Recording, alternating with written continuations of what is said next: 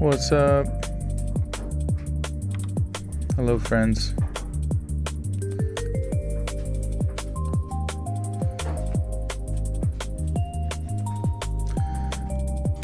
Happy Father's Day. Happy Daddy's Day. Big Daddy.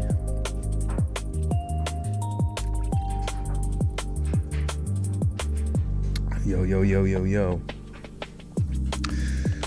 Also, anybody who has like hiccups on the stream, normally, you'll be glad to know that I changed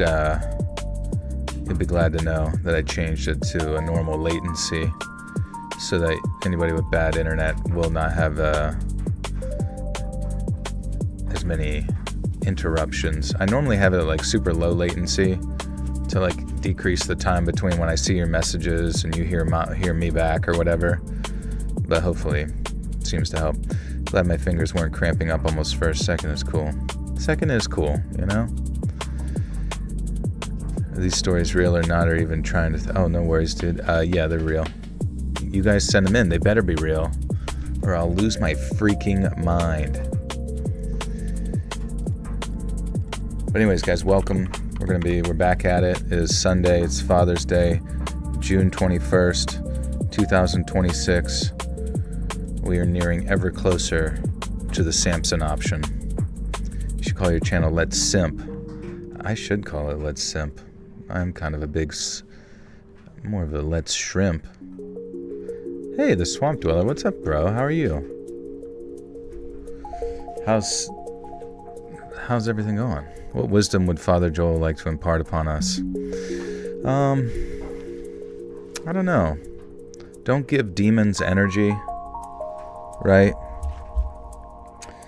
Just focus on yourself and go to the gym and eat well and understand that you are the only thing between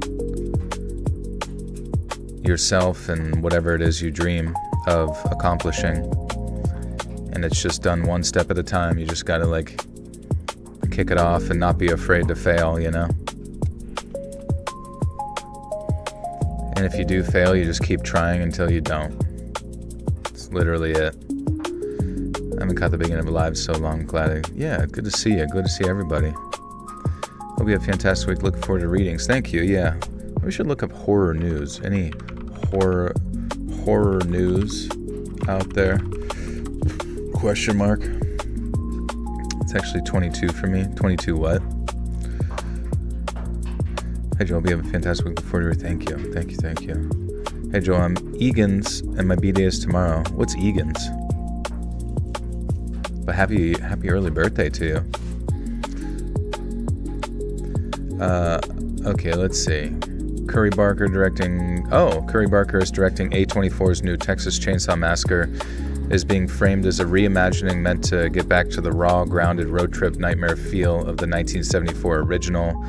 A24 also has a separate Chainsaw TV series in development with J.T. Molnar and Glenn Powell involved. This is probably the biggest horror community we'll talk about announcement.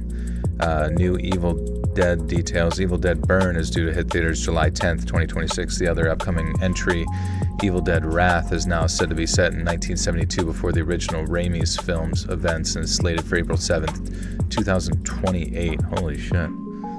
I remember whenever, 2012 seemed far away. Robert Eggers' Werewolf got its first image. It's a 13th century England werewolf movie with Aaron Taylor Johnson, Lily Rose Depp, Willem Dafoe, Ralph Ineson, scheduled for December 25th. Eggers has called it the darkest script he has written. Let's fucking go. I hope so, man. I really like Robert Eggers' films, and I'm really excited for Werewolf. December 25th, Christmas Day, baby. Leviticus just opened in the U.S. on Friday, June 19th. It's an Australian supernatural horror movie about two teenage boys in a conservative town being hunted by an entity that takes the form of a person they most desire. It has gotten early buzz as a serious, emotionally grounded exorcism-adjacent horror movie rather than just a gimmick premise. Nice. Horror games are going to be hard. Jason Voorhees has finally joined Dead by Daylight alongside future additions including Art the Clown and major visual and weather system upgrades. Also, Clive Barker's Hellraiser revival is officially coming October 8th, 2026, a first-person survival horror game featuring Pinhead, Cenobites, and a new puzzle box. Alrighty. Sounds good to me. Joe, I didn't get the notification. Did I miss it? Yeah, it's all over. No, I'm just kidding. It doesn't really seem like it's sending the notification out at all, though, but I saw Pokemon cards for sale at a hard cider mill we visited today. My first thought was you. That's funny. Were they singles, or were they like... Are they selling like the booster packs and all that kind of stuff? Another Insidious. Wart. Hopefully better than the last one. We shall see. I don't know if I'm like too much of a fan of like, you know, all of these sort of horror series becoming ongoing, just like basically turning it into sort of a Hellraiser or like Wishmaster, you know, you have like 9 of those. Not that I don't like those, just I don't really think a lot of these series need that much expansion into the realm of whatever. Jason Voorhees is finally going to be in Dead by Daylight. I guess so. I don't exactly know when, but rumors all day that GTA 6 will be $150 or so. Jesus Christ, $150? I mean, I guess if you look back on it, I remember Grand Theft Auto 5 came out with like all these, you know, you could pre-order and get all this like crap, so it ended up being like in the $100 range. I remember paying like, I feel like I vaguely recall paying like $90 for Max Payne 3, which Max Payne 3 is really good if you guys ever get a chance to play that. Mr. Loverman Shaba X. Joel from E-Arth. You feeling good today? I feel good. Yeah. Just chilling, honestly. Do you do stories on skinwalkers? Yeah, I got a paranormal episode coming up here soon. It's tough sometimes getting like good paranormal stories. People send them in, but they're not always like that interesting or like really that long. It seems like a lot of people's paranormal stuff is kind of just generally short. Also, remind me, I got the dryer going behind me. It surprised me when Jason Voorhees just still isn't Dead by Daylight. It's been a while since I played the game, 2 years. Yeah, I never actually played Dead by Daylight before. I'd like to see more horror like The Thing. Yeah, what do we got? I feel like there had to have been something like that that came out recently. I got it pinned here, but my new movie review for on the Patreon, it's called Pumpkinhead. It's from like the 1980s, 1988. Watermelon ASMR, not this time. Just Diet Dr. Pepper. No, not Dr. Pepper. Dr. Diet Dr. Pepsi. Dude, I'm fucking dyslexic. Whatever, you get the idea. It's fucking gross soda. Have you played the new 007 game? I haven't tried it yet, but it looks fun. Do you think you could do members only for the movie review? Yeah, I mean, I definitely got a members only video probably going to record next week, which will be the paranormal stuff. That's usually where that goes first. But it does oddly seem like most people really just enjoy that paranormal as normal videos. For a while there, I like didn't do them, and then I turned them into 2-hour videos, and then they're like some of my best performing videos. So I don't fucking know. That seems to be the strat. You loved Pumpkinhead when I was a kid? Well, now you can hear my thoughts on it. Link down below. I mean, that movie was was kind of like The Thing, but less creature feature, more body horror. Yeah. I think I'm kind of like over body horror anymore, unless like somebody does it like extraordinarily well. But yeah, guys, thanks for being here. Click like, click share, click whatever the fudge. We're gonna be kicking this off.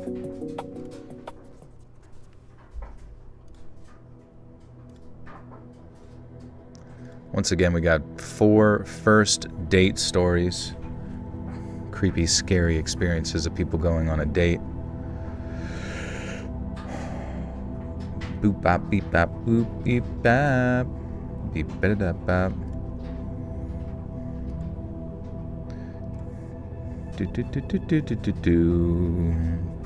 Okay.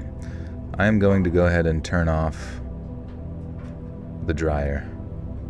And then I'm gonna come back. 1 second.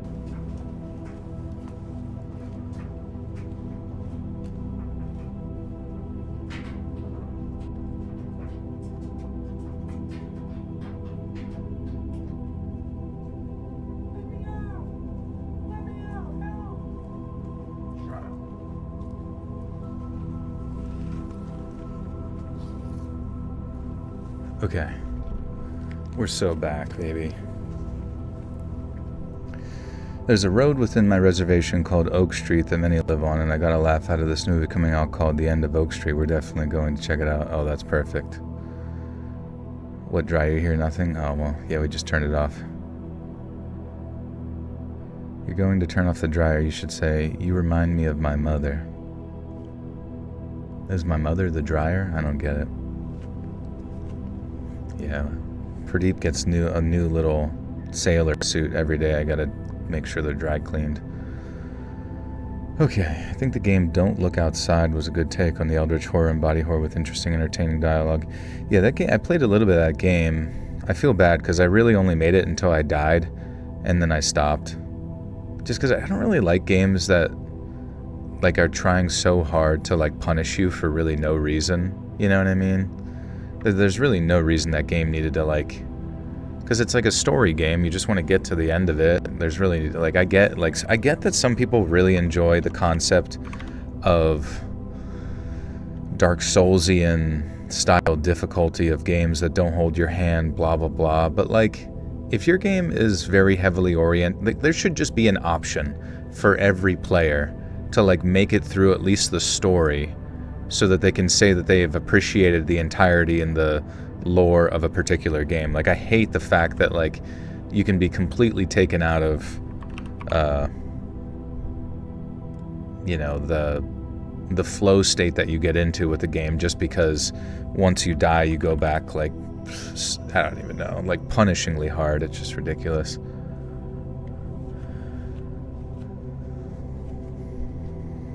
Okay. But yeah, should definitely go check out Don't Look Outside. No Man's Sky is turning into a grind to me. I mean, that's fair. I mean, they've made a lot of updates to that game, but I haven't really touched it. Okay, I gotta record some background noise here. 10 seconds of silence for the troops.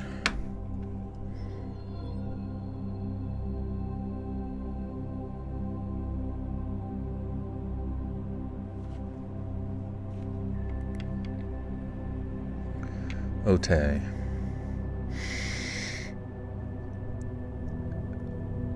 Almost a whole 10 years ago now, in the spring of 2017, I dropped my bag after walking out of a store downtown. It was mortifying. Everyone saw, these two girls laughed, and I had to get on my hands and knees on the dirty sidewalk to gather up my things. That is, until a very handsome man stopped to help. It made me feel even worse in a way, being perceived so hard during the aftermath of a clumsy movement. Being perceived. Persephone. You just watched Five Nights at Freddy's 2. How was it?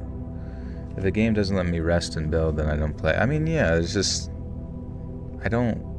Like, whenever you know you have to go back so far, and already it's like, most of the time, like, the gameplay loop of a video game, to me, like, after playing, like, every video game ever of all time, it, you know, if I don't like it, I just, you know, what is the goddamn point? Especially if you're like in that flow state and then suddenly you lose it, like you're just like not really motivated. You're just like, I got so much other better stuff that I can do with my time. Like jerk off outside and onto a rock.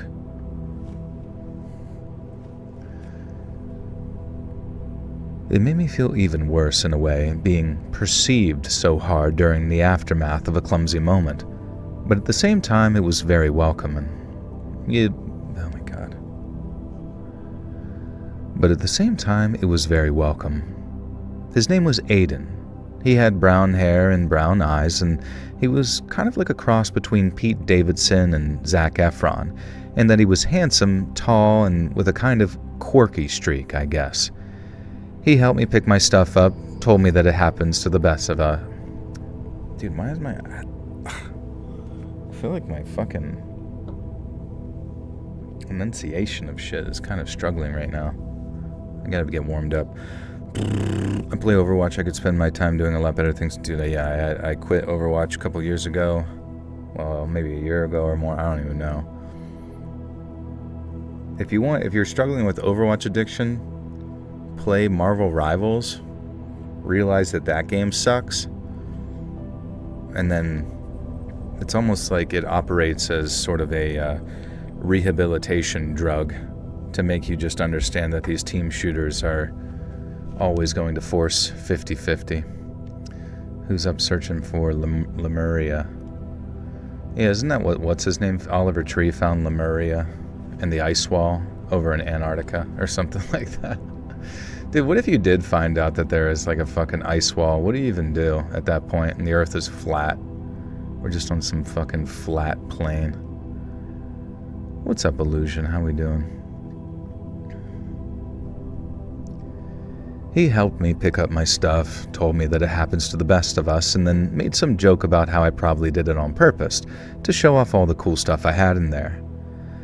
Now, I told him that unless tampons and IBS medication are now considered cool, then all I did was embarrass myself, to which Aiden jokingly replied that since he helped me out, I should take him out for a drink. Now, I hadn't been on a date in over a year by then, so I half joked back that he should be careful what he wished for. But that's how we ended up swapping numbers and then taking a little...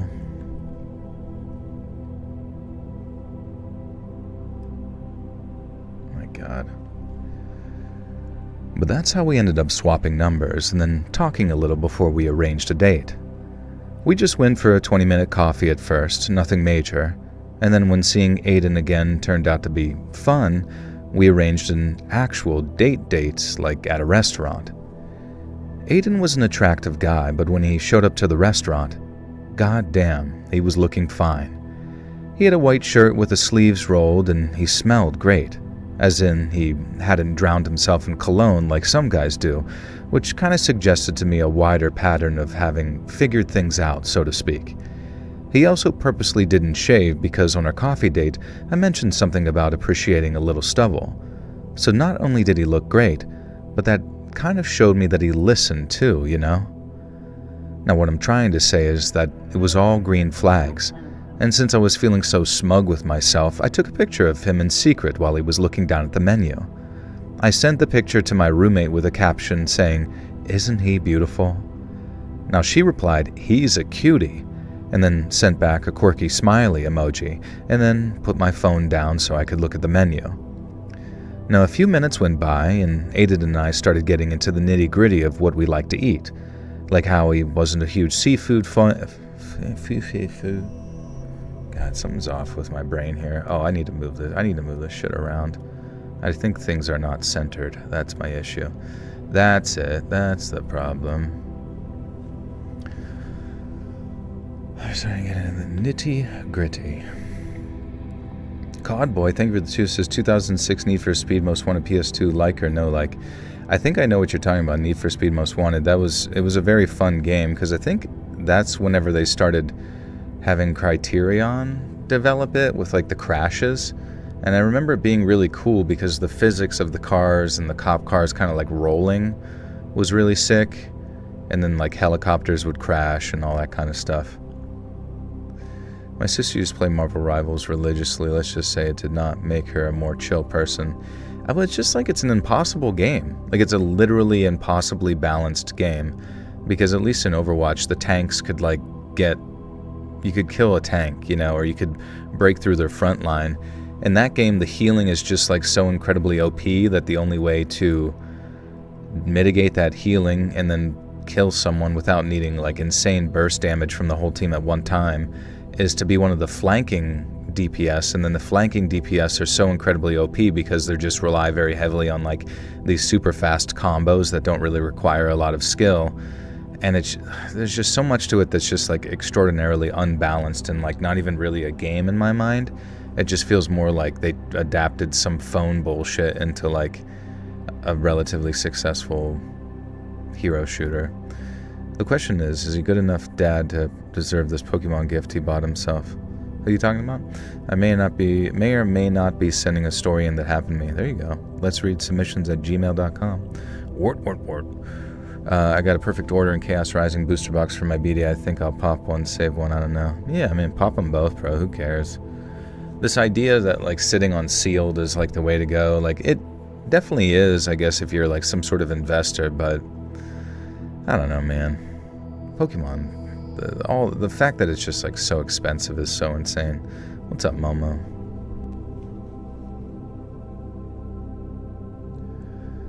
A few minutes went by, and Aiden and I started getting into the nitty-gritty of what we like to eat, like how he wasn't a huge seafood fan and how red meat sometimes felt too heavy for me. A waitress came over and we ordered drinks and appetizers, and then when the drinks came, I picked my phone up off the table to make room for the lady to put the drinks down. And that's when I saw my phone had practically blown up with notifications. All the texts and missed calls were from my roommate, and I saw that one of the texts just said, "Get out now." I read through the others really quick as the lady put down the drinks, and then after thanking her, I apologized to Aiden and said that my roomie appeared to be having some sign of... The TCG bubble will blow up eventually. I mean, maybe. Who knows, man? It seems like Pokemon's been persisting for some time. But you also sometimes wonder if, like, somebody's there manipulating it in the market in the background to just carry things a little bit further than it should. Well, what's going to blow up first, the TCG bubble or the AI bubble? I just love opening packs and making decks to play against my son. Well, I mean, if you're playing the game, that's pretty sick, honestly. I don't know how to actually play, like, the card game itself. All the texts and missed calls were from my roomie, and I saw that one of the texts just said, "Get out now."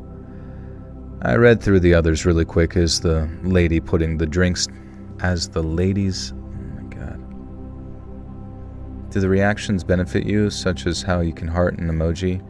I don't think so. I think it's just sort of like a silly little sort of thing that YouTube thought made sense within the concept of, you know, instead of like spamming emojis within the chat, you just do it over there or something if I say something funny, or I don't fucking know, dude.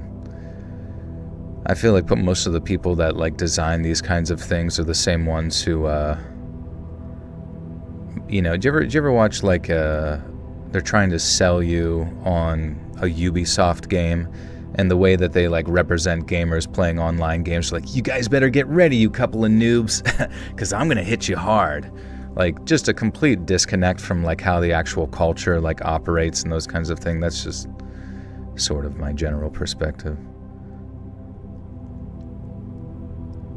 The TCG is nuts. I played back in X and Y, but now the abilities and trainers are all so good. Yeah, I mean, I don't even know. They added all the random, like, mega this, giant that. I mean, Pokemon should just be Pokemon. I have no idea why they need to be, like, giant colossal monsters they turn into for their mega forms. Like, that just seems really abstractly strange to me. Pokemon's a giant waste of time, in my opinion. Yeah, it just depends on what you're into. Like, do you want to play the game, the TCG? Do you want to play the video game? Do you want to collect the cards? Are you an investor? Like, it just comes down to what your perspective is. I read through the others real quick as the lady's putting the drinks down, and then after thanking her, I apologized to Aiden and said my roomie appeared to be having an emergency. He suggested I call her. Now, I said that sounded like a good idea, and then off I went to do just that.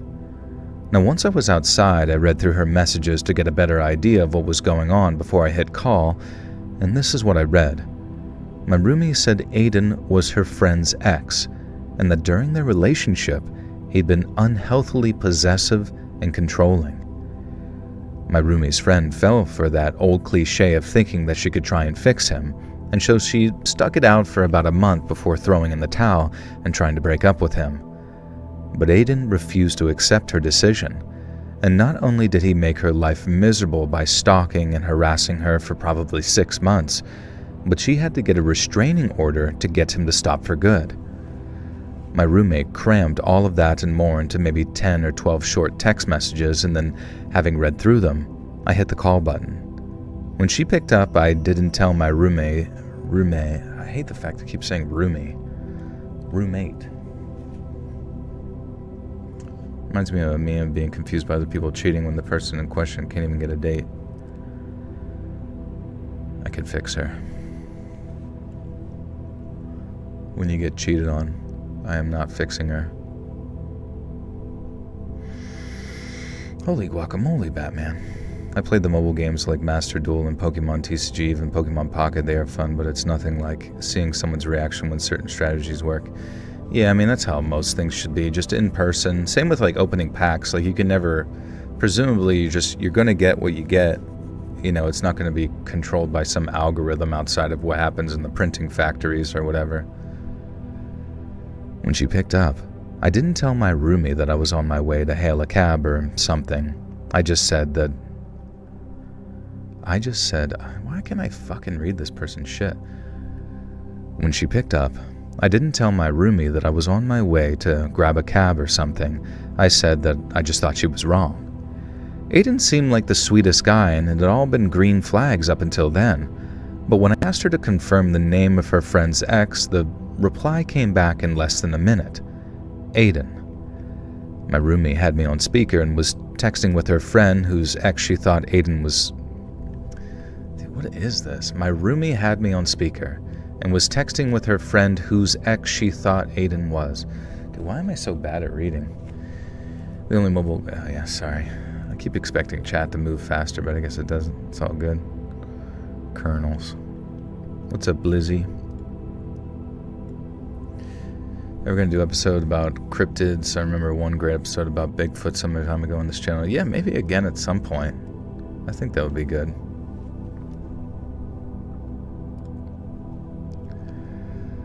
My roomie had me on speaker and was texting with her friend whose ex she thought Aiden was. And so maybe a minute after we got the name, my roommate tells me to check my email. Her friend had sent over a picture taken with one of those doorbells with a built-in camera. It must have been a fancy one too, I guess, because it had a night vision setting. And there, in this creepy kind of black and white imagery, that showed him with these glowing eyes and teeth bared. What the fuck? And there, in this creepy kind of black and white imagery that showed him with glowing eyes and teeth bared, was Aiden. It was Aiden, all right. There was no mistaking it. But he looked like he belonged in an asylum. He was literally snarling. His eyes looked all wild, and maybe it was just a trick of the light, but it legitimately looked like he had foam frothing from the edges of his mouth, like he was actually rabid. I later learned that the picture was still from a video that the doorbell cam had recorded.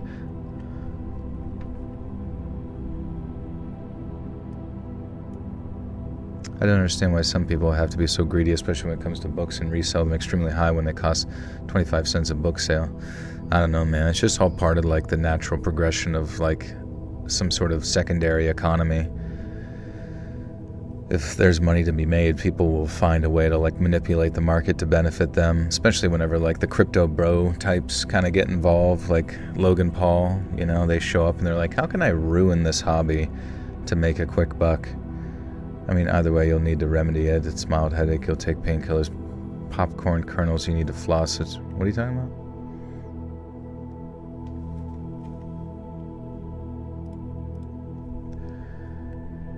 I later learned the picture was a still from a video the doorbell cam had recorded when Aiden stopped by his ex's home and tried convincing her to let him in. She didn't, obviously, but when she refused, he went crazy, and then went on some horrible rant about how she was worthless and wouldn't find anyone better, all that bullcrap. He tried to break into her house too, but apparently came to his senses when she made clear that she was calling the police. And then after that, she had grounds for a restraining order, and so she filed one. Now, I obviously didn't find out all the details until the days after, but at the time, all I needed to see was that picture of him to know that he was a ticking time bomb. But there was just one problem. I had been way too open with him during the first week of talking. Maybe it was the meet cute. Maybe it was the meet cute. What the fuck is this saying? Maybe it was the meet cute. The meet cute. The meet cube. I don't know, man. I have no fucking clue what anybody's typing anymore. Isn't everything marked up when it's resold? Even the stuff you buy from the grocery stores are marked up for profit? Yeah, I mean, if they're getting it direct from the distributor, it might be at MSRP, like market price, or a little bit higher. But the second it makes it to the secondary market or sold in like a trading card store or something like that, first off, you don't even know. It might be resealed, because these guys are extremely, sneaky with the manner in which they can like reseal, sealed products. So it's like some of the only really good times to get like sealed product is like right whenever the set releases, you know what I mean? And then anything beyond that is just a fucking crapshoot, like unless you get it from like a really trusted retailer, but I don't know.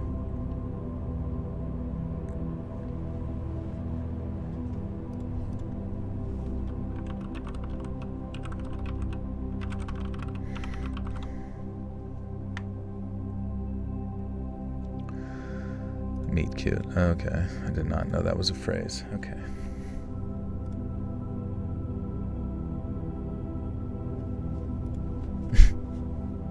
Wait, Lynn, why did you remove that message? That's such a random one to remove. Any Pokemon slander will not be tolerated. Maybe it was the meet cute and how much like a rom-com it felt. And I know him being so hot contributed a whole lot too. But considering this guy was a total psycho, I'd given him way too much personal information to feel anywhere near comfortable in just ducking. My roommate told me to give him an excuse, to say that she'd been in a minor car accident and was really shook up about it or something. And so, that's what I went with. I walked back into the restaurant, told him I was so sorry, but that there had been an emergency and I had to go. I told him about the car accident, and at the time, he was just like, oh my god, that's terrible, go be with your friend. But there was something going on underneath, something which made me think that he hadn't altogether bought it. I grabbed my things, walked outside, and grabbed a cab. And my heart was racing the whole time, and as soon as I managed to catch one, I was on the phone with my roommate saying, okay, I'm out of there, now what? And then once I got home, what followed was more like a war room than a discussion, because we had to figure out how I was going to ditch Aiden without him getting upset and offended. But luckily we had his ex around to keep...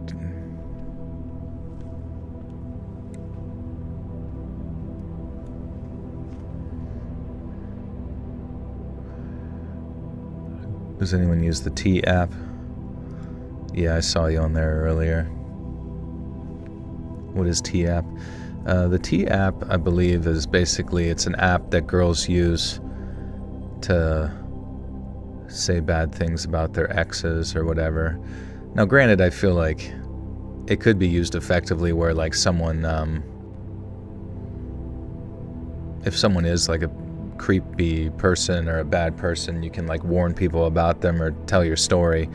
But I also feel like it could be used to completely slander somebody, right? Like slander an ex, slander someone that you don't like or whatever, or just like didn't have a good time with, or maybe they broke up, maybe you were the crazy one, and so they, you just preemptively fucking slander them that way, but as sort of like a form of revenge, sociopathically. But another woman looked those guys up. Yeah, they'll look them up on the app and then see something. But I mean, I don't know. It's just, I feel like that app like could potentially have a lawsuit coming to it. You know what I mean? Because like, I don't really know what the app looks like or how it could go. But I feel like if you have people just like saying shit on there to like ruin someone's reputation, like that seems like a possible something or other.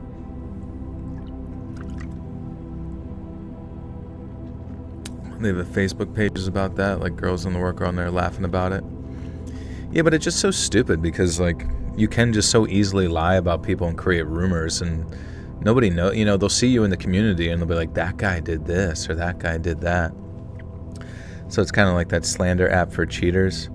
I mean, I guess so, pretty much, right? I mean, it's good when it's used effectively or used responsibly, but I mean, obviously, who the fuck's going to use it responsibly? There's always going to be some people to, like, ruin what people think of you. Yeah, some sort of defamation something, I don't know. You think the app where people have AI girlfriends is creepy? I mean, that does sound terrifying and very depressing.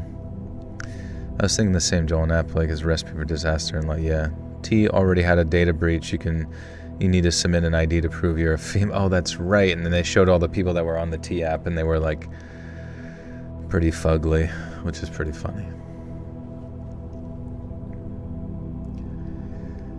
But luckily, we had his ex around to help talk us through it.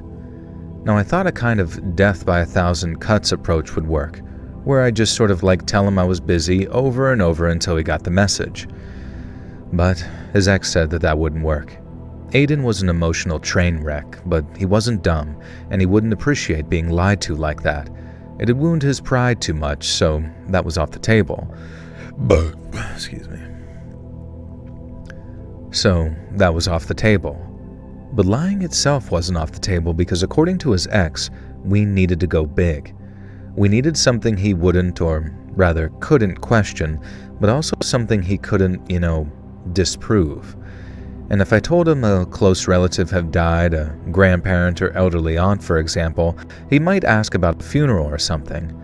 But if I told him my pet died, and that I'd already taken my dog to be cremated, that was sort of foolproof. I did actually have a dog at the time, like I'd sent Aiden pictures of her and stuff, so it wasn't like I was just pulling someone out of the ether like a distant aunt, because then he'd question why I was so devastated if we weren't close. No.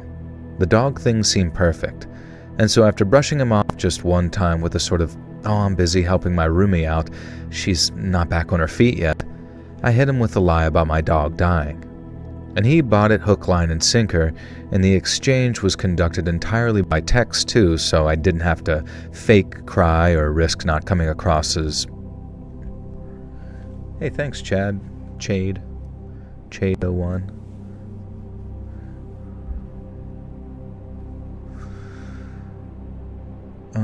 It's just women on there talking about their exes and dudes it didn't work out with. Yeah, but I mean, like, yeah. I mean, if you really think about your ex, or like, unless you ended it amicably, like, does anyone ever say anything nice about their ex? No, like, the second you break up, people are like, they were a verbally abusive asshole who was narcissistic and blurka-kirk-kirk, shimity-shamity-sherm, even though they dated for fucking 5 years. Good evening, guys. Just got back in town and my roof collapsed in the house, and I thought about less than a year ago because of all the rain. So, Loki, I'm really excited for my 10-night shoot. Dude, I'm so sorry to hear about that. That sounds terrible.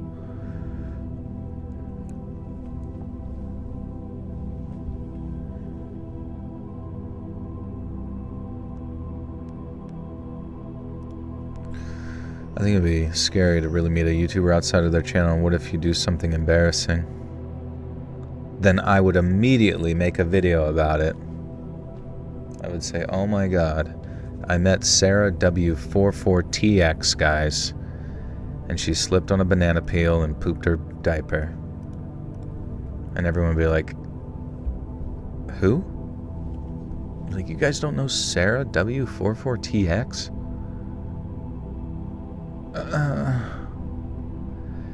He bought it hook, line, and sinker. And the exchange was conducted entirely by text, too, so I didn't have to fake cry and risk not coming across as actually bereaved. Now, I know he bought it because he love-bombed the crap out of me that night, and while I continued to play the part of a grieving pet owner a little bit, I eventually asked him for some time and space, and he accepted. Now, I thought I'd gotten away with it, and so did my roommate, so we were in a very celebratory mood when she informed Aiden's ex that the plan seemed to have worked. She was happy for us, very happy, but her congratulations came with a sort of warning. Whatever we'd lied to him about, we had to be willing to keep up the fiction for a long, long time, because while Aiden could keep himself physically distant when he needed to, it only made him worse in an emotional sense. For example, she told me to swap out my profile picture. You'd be ancient compared to you in age. It's fine, dude. I mean, I know there's nothing to be... first off, none of us are meeting IRL anyways. So the circumstance in which I meet... and I don't... Who gives a shit? I don't care what anybody looks like at all. Like, it's...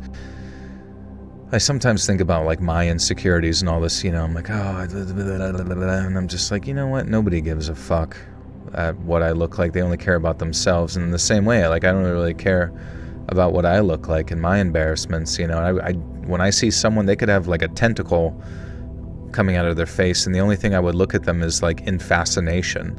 But as long as they weren't, like, some sort of, like, eldritch threat, I would still be their friend and go to the movies with them.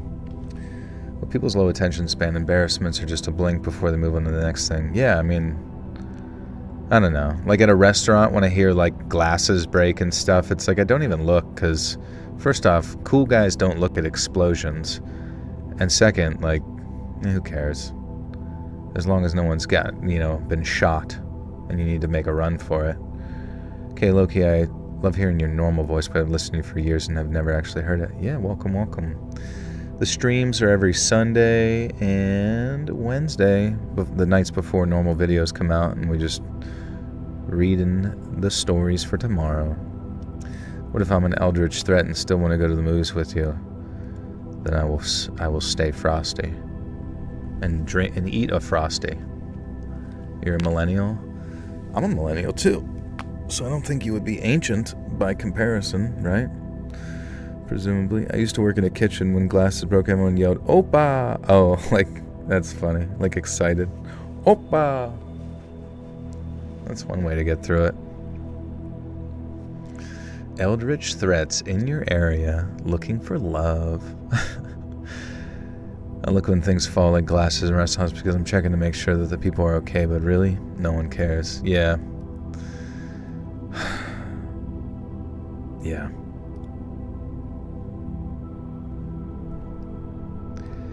For example, she told me to swap out my profile picture for one of my dog because no doubt Aiden would track me down using search engines, and if the appearance didn't match the fiction, then I was in trouble.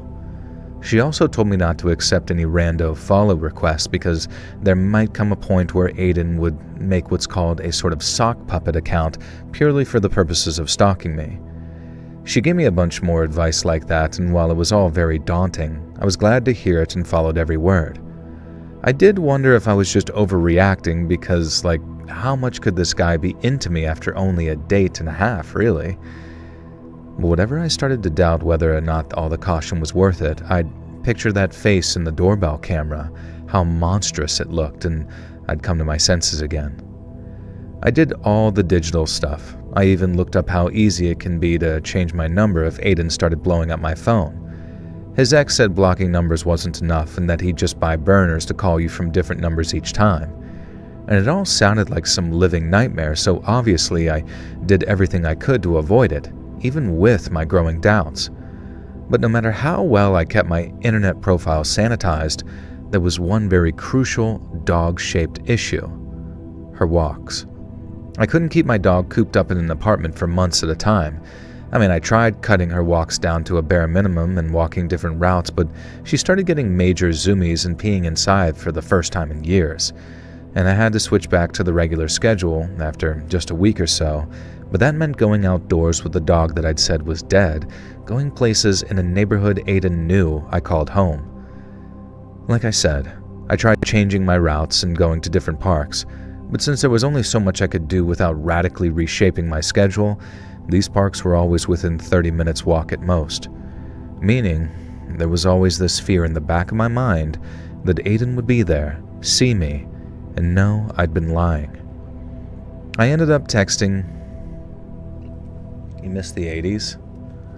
Well, you said you're a millennial. How do you even remember the 80s? You would have been, like, born in the mid-80s or something.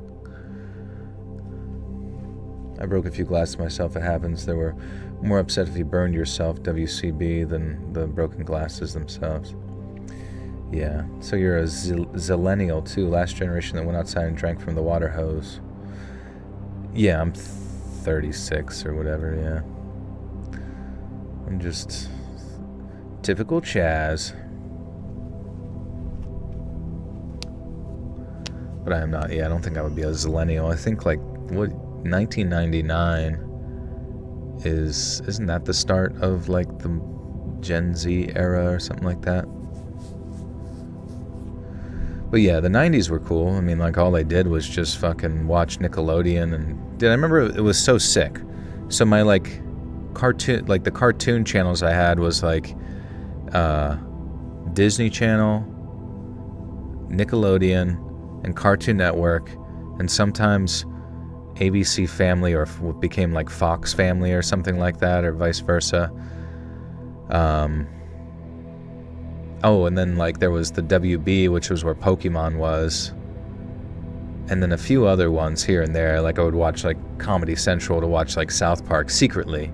Couldn't let my parents know about that one. But, yeah, just fucking watch cartoons and eat cereal till I was grown. Salute Your Shorts. Yeah, that was good shit. Danny Tamborelli. Clarissa explains it all. That was a good one too. He ended up texting me a few times, asking if I was okay, and I gave him a couple of very convincing maybes before I finally told him I just wasn't in the right headspace to date.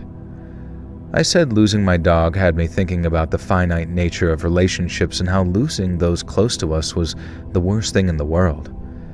And while that was all in the forefront of my mind, I couldn't date in a way that was honest, like truly honest with myself and with that person. Now, it was all complete crap, but like I said, he seemed to buy it well enough because he left me alone, and his text messages stopped, and his direct messages stopped as well. He just sort of dropped off the math. Yeah, Captain Crunch was great, but it would, like, rip up the roof of your mouth. You're a millennial, but they say I'm a zillennial. What's a zillennial? I don't know what that is. Is it on, like, the cusp or some shit? I mean, who cares about the whole... I don't even know. Who cares about what your generation is or anything? Just be whatever the fuck you want to do. If you want to be cringe, be cringe. If you want to be cool and hot, be cool and hot. If you want to be a fat tub of shit who eats Pizza Hut and rolls around in mud and oinks, that's literally that's me. That sounds awesome. 1993 brought me one of the major comfort shows in the 2000s, since I really didn't start watching it until after the first movie, The X-Files, and now they want to reboot it. Oh, dude, I never got to actually, like, watch all the way through The X-Files, but honestly, that might be one of those shows that I get into and I'm just like, well, how did I miss this? There's no way I'd reroute my entire life and put strain on my dog for some nutcase of someone. Well, especially we haven't even seen him really be a nutcase out of, like, that one, like, the unreliable, you know, recommendation by an ex-girlfriend, which, like, how many, you know, she might be nuts herself, and, like, I mean, and who knows about the picture as well. It might just be, like, one of those random ones he, like, came in drunk one day. You know what I'm saying? Like, all of this is just... seems like so much effort and such a long fucking winded thing. I guess, a zillennial. I mean, I guess a zillennial would probably be like someone who, like, the Gen Z people consider one of them because you can conversate with them. But I think Gen Z focuses way too much on, like, people's age and shit, hyperfixating on these, like, labels and divisionary kind of concepts. Like, just, you know, he's a fucking old dude at my work who's pretty chill. Like, that's all you really need to say. Would you consider doing another collab on a video? What do you mean? Like, to promo your channel or something like that? Real talk, if a dude is really that crazy and I'm just out crazy him. Yeah. Good luck seeing all the rest of the MIB, the animated series. Oh, that's such a good show, yeah. Wonder who voiced those guys, since it probably wasn't like Will Smith or anything. Also, I was digging through like my stacks and stacks of like bootleg DVDs, and I found all the seasons of the Boondocks. I don't know if you guys ever watched the Boondocks. I think it was on Adult Swim. It's such a good fucking show. I think people are taking anti-stalker tactics just when they have to deal with an unpleasant feeling of having to break up with someone to tell someone no. It is kind of strange, like the absolute hoops that like people will jump through to just like not let someone know they're into them. Like, is there really that just, I mean, I guess in this context, sure. But I mean, it seems like people really, really go out of their way out of fear of just having to be like, I don't like your face. I don't like that you're fat. I don't like that you are pushy. I don't like the way you text. I don't, you know what I mean? Just fucking like, if you give, like, honestly, if you give someone like genuine feedback on like what might make them more attractive, they might genuinely appreciate it and like learn and just grow from it. Much love from Inland Northwest, and appreciate your time dedicated to those viewers. Till next time, bro. See you, Destiny. Take care. Never really watched the Boondocks, but I've seen the Boondock Saints and Norma. Oh yeah, it's not the same, but the Boondock show is just like a really funny comedy show. And its animation is probably up there with like Samurai Jack. The original Scooby-Doo's. Oh yeah. I remember like they did like the Scooby-Doo stuff from the 90s where they were like looking for the 13 ghosts or 13 monsters or something. That one was sick with Scrappy-Doo. And then, dude, I watched the shit out of like A Pup Named Scooby-Doo. I remember just like every summer, A Pup Named Scooby-Doo would come on Cartoon Network or something.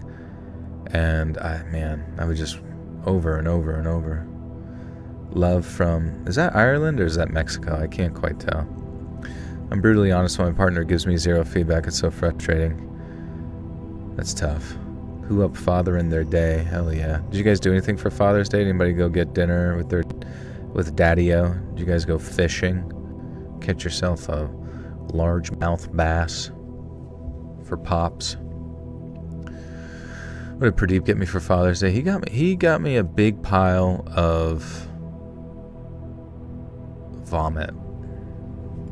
Gen Z is obsessed with connecting to identity politics because community experiencing your immediate surroundings has been swallowed up by a persnickety panic and feeling an eternal aimlessness. Okay, so the new philosophy for them is that they have a persnickety panic, which I can kind of understand within the realm of identity politics because that has infected so many people's minds. But you're saying that they also feel eternal aimlessness. Do they have eternal aimlessness? I don't think they do they? But I guess if you're caught up in like identity politics, then you are a bit aimless in some ways, but aimless in a way that makes you feel like there's an enemy. Smugness. Smugness. Are they smug? I don't really know. I genuinely have no idea.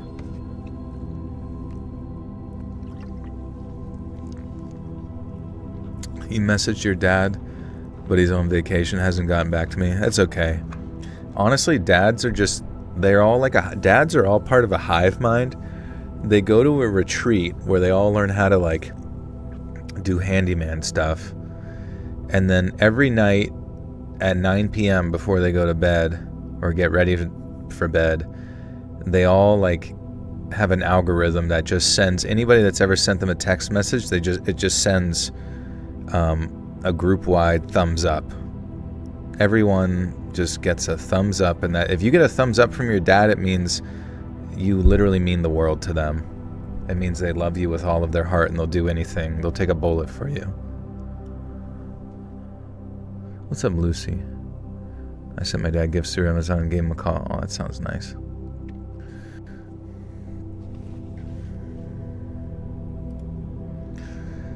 All he cares about is stupid football game, any kind of sports.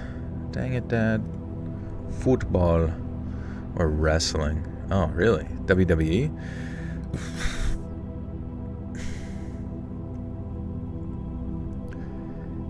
His text stopped, his DM stopped, and he just dropped off the map, much to my infinite relief. The more I took my dog on her walks, the more I started to relax. And then one day, I walked out of my apartment with my dog, kind of half paying attention to my phone, and right away, she started tugging on her leash. Now I looked up, and she's trying to make a beeline for what looked like a pile of ground meat that was just sitting there on the sidewalk. Now, it wasn't there the last time I took her for a walk, so I didn't think that it'd be rotten or anything, but it's not the done thing that What's this? But it's not the done thing to let your dog eat random meat, so I took... The done thing? What's the done thing? So I tugged her away from the little pile and did the same when we returned. Maybe the smart thing? I don't really know. But it's obviously not the smart pile of meat.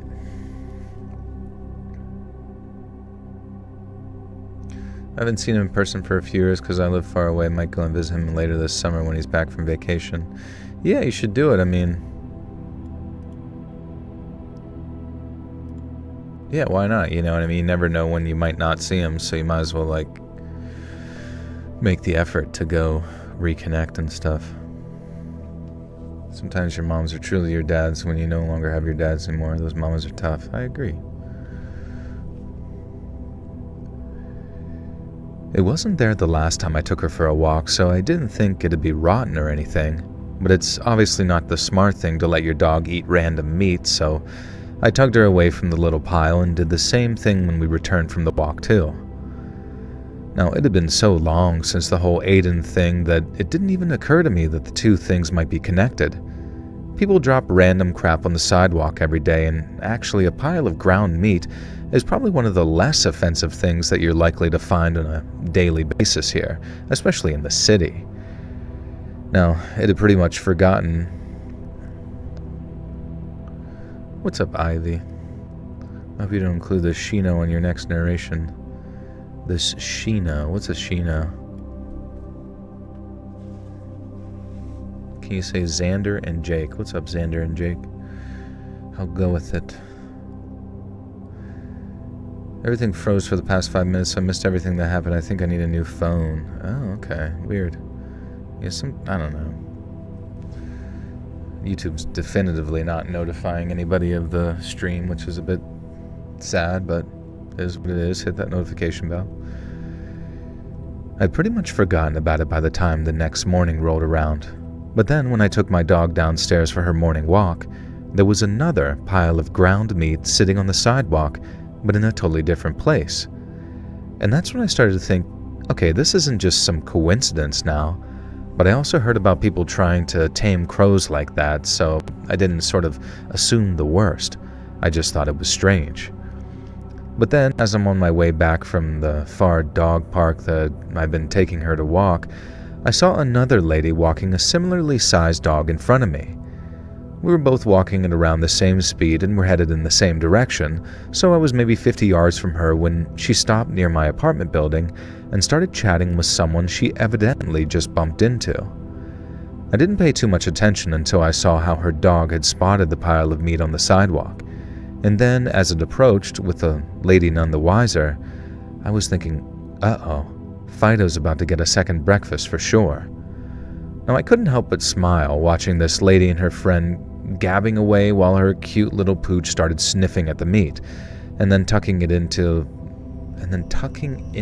it. How tall am I? I'm 5'10" and a half. You love me, love you too. Good to see you. Is anyone else waiting for episode 9 of From to drop? I forget what's From is about.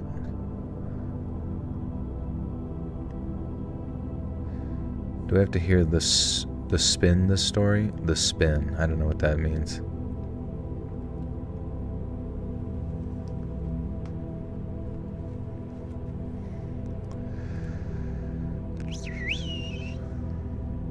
Where's cousin Justin? I don't know. I think he's on vacation.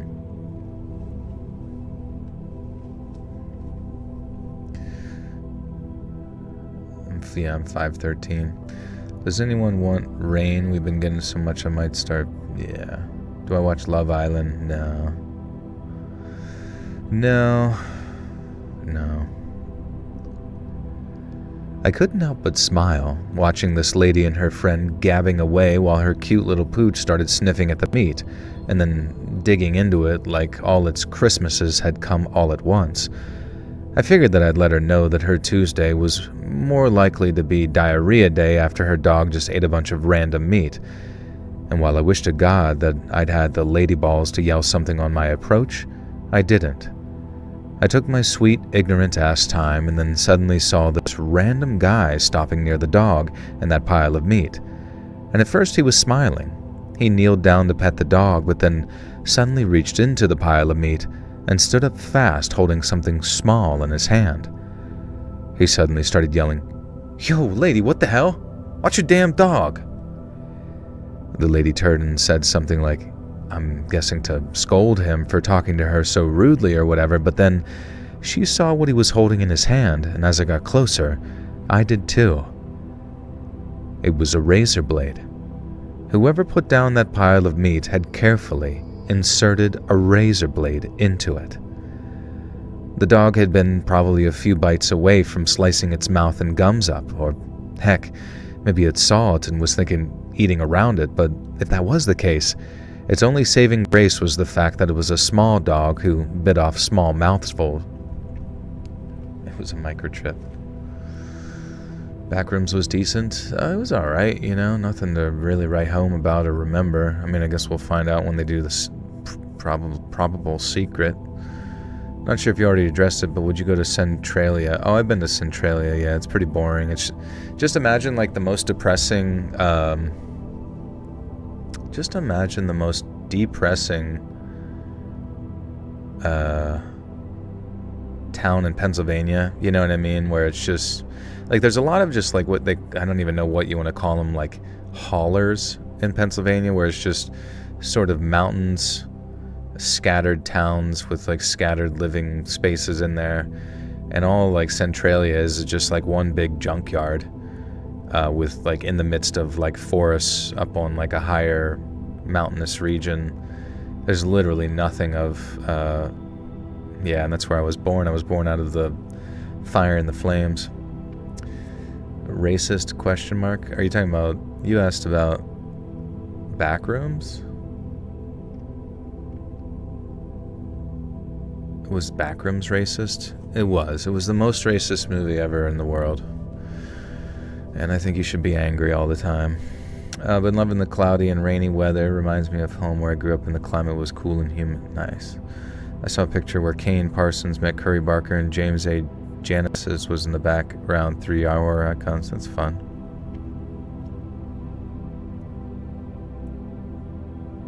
What's my favorite stories to read? It's probably paranormal. Did you watch Off the Campus series? No. If there ever is a show, I probably haven't seen it, and if there's a show that's geared towards women, I definitively have not seen it. And it's not to be mean, it's just like not my shit at all. I thought you were describing Centralia, Washington. Must be Twin Cities. Maybe you can like teleport there or something. Oh, bomb no. What's up, Sampai?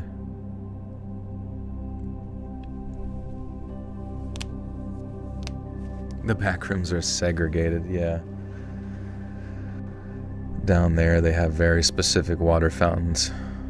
But what's written above them is so like weird and looks like AI that you can't even tell where you're supposed to drink from. But if that was the case, its only saving grace was the fact that it was a small dog who bit off small mouthfuls of it. Swap it out for a big dog and that razor might have cut the poor thing's throat to ribbons before anyone even realized what was happening. I joined the little gaggle of people who by then were asking, what kind of psycho would do something like that? But I knew.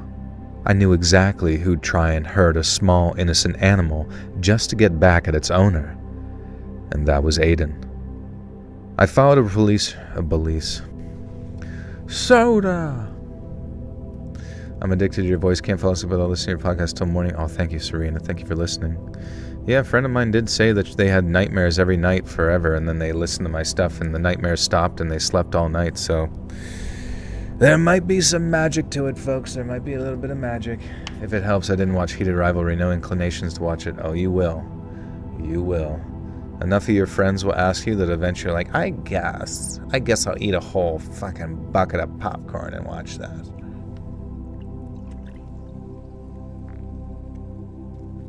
Do I miss my personal servant, Justin? Yeah, where the fuck is he, bro? He's out repopulating Japan somewhere. Me and my friends were going to go see the Backrooms movie, but I lost interest, and I'm going to see the Supergirl movie with other friends. That's cool. Did anyone see Hokum? I heard Hokum was kind of like one of the ones that got overlooked within the horror genre because Backrooms and Obsession came out around the same time. But I heard Hokum was good. Kermit the Frog with the 5 says, will there ever be more Shadow Pine stories? You and Booze are one of my 2 favorite narrators. I don't know. You have to talk to him or Derek? What's his channel's name again? Derek. Yeah, what the hell's the last part? Derek Weber. Yeah, Derek Weber was the one that organized that. You liked Hokum? Nice. Joel's voice keeps me from nodding off. Actually, it's like a goofball. It's like a freaking goofball. It's a pile of goof. Hokum, I just saw an ending explained video by Found Flicks. Okay, yeah, let's not ruin it, because that's my job. That's my job to spoil every movie for you guys. I filed a police report that same day, reporting the razor blades and telling them who I thought it was, too. But I got a call back a few days later saying that they weren't going to act on my report because there was exactly zero proof that it had been Aiden who left that meat and the razor blade. Now, they acknowledged that he'd had a restraining order filed against him and encouraged me to file another report if he tried harassing me in person. But the fact remained that me and him hadn't exchanged a word, and nor had I seen him in coming up to 4 months by then. But I came to realize that's exactly why Aiden had been so restrained, so that when he finally acted, he wouldn't look like a suspect. My building also only had indoor security cameras, nothing to watch the sidewalk outside, so there was no digging up the video like his ex did with that door cam footage. I ended up having one installed afterwards, though. One of those Nest cams that I could view from my phone, but some a-hole came along and poured soda all over it, so I guess that was the end of that. I ended up moving not long after. The Nest camera, in its brief tenure, didn't pick up anyone dropping any more meat, and it didn't catch anyone standing across the street staring up at the apartments or anything either. Now, I didn't even know for sure that it was Aiden who put those razor blades in that meat, but you know who was certain it was him? His ex. She said that that was likely something he'd do, and that in all likelihood, he cruised to places he knew I might be and saw me walking my dog. She said that it wouldn't be like him to just drop something and move on, and even if the whole lie about my dog had been the truth, she really had Hey Abby, what's up, buddy? How goes it? I love watching your podcast so much, especially when I watch another one in Spanish that terrifies me. Yeah, I think my channel recently got the whole, what's the A, you know, like the AI, where it like does like an automated dub over top of the channel. Has anyone tried using that for like Spanish or something? I was just curious.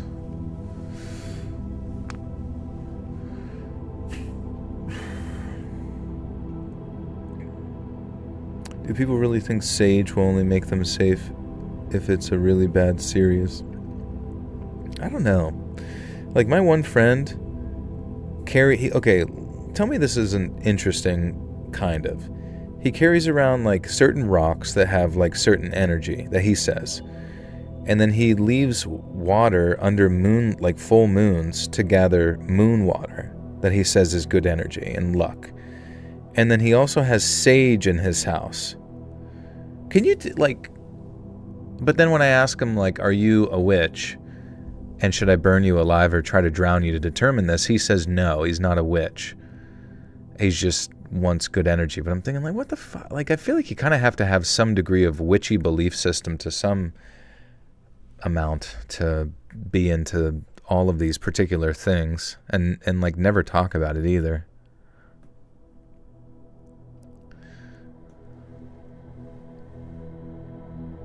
Your live right now has an AI CC dub English. Okay, interesting.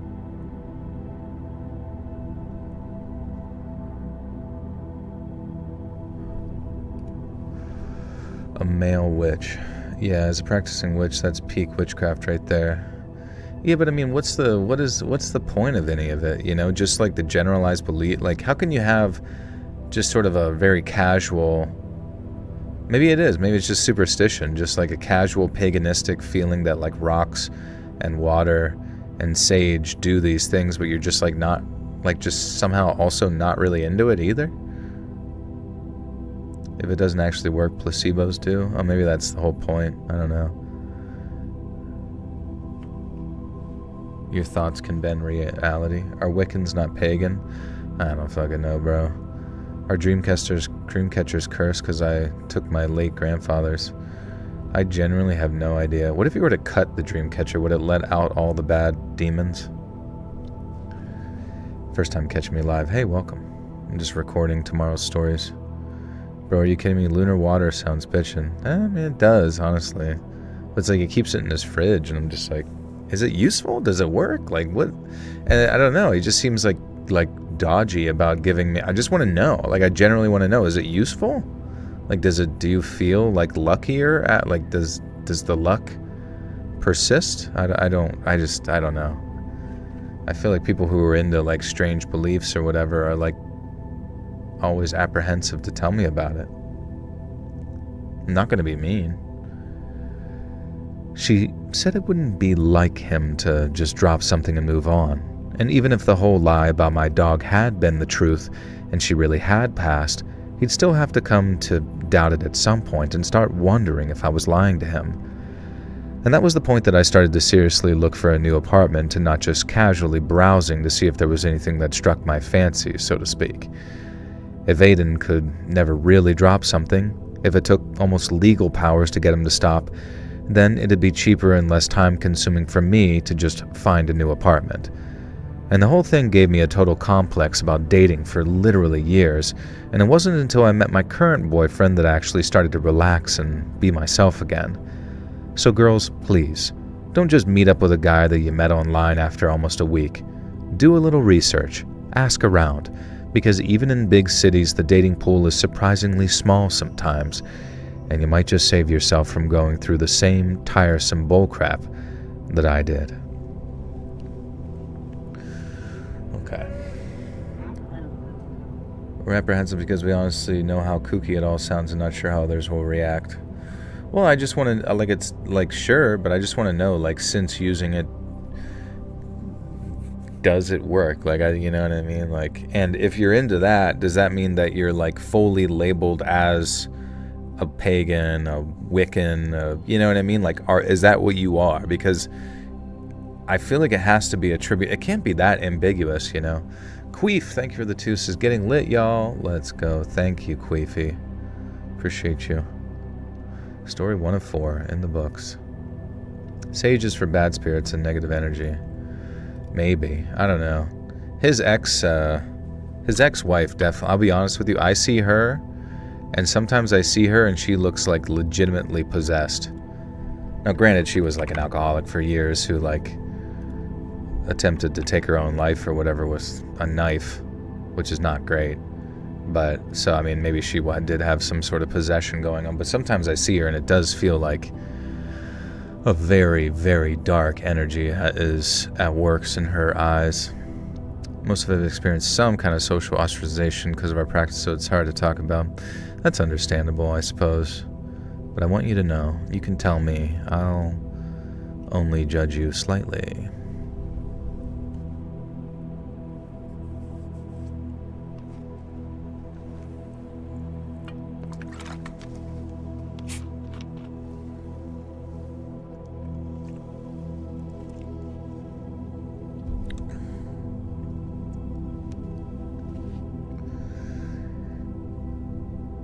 I've been watching your channel for a while, and I kind of hoped that I'd never have a reason to write in, but that all changed a few weeks back, so here I am.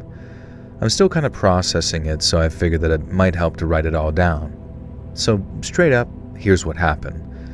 I'm 28, I'm single, and I work a decent job in the city. And then one random Thursday, I'm grabbing some coffee at this little spot near my office when this woman walks in. She looked to be a little older than me, maybe late 30s, early 40s, but oh my god, was she hot. Now I'm subtly checking her out, and then we end up next to each other at the counter because this poor overworked barista managed to mess up both of our orders, and so I figured I'd shoot my shot. It turns out her name was Lauren, and she wasn't just beautiful either. She was smart, funny, confident, and flirty in a mature way that made me feel like I was the interesting one. I asked if she was single, and she said yes, and then after exchanging some cell phone numbers, I was riding high for the rest of the day. Now I had to almost literally restrain myself from texting her too soon because I wanted, not really, I needed to play it cool. But when I got home, I dropped her a little casual text and went back and forth for a couple of days, getting to know each other a little better before I finally asked if she wanted to meet up.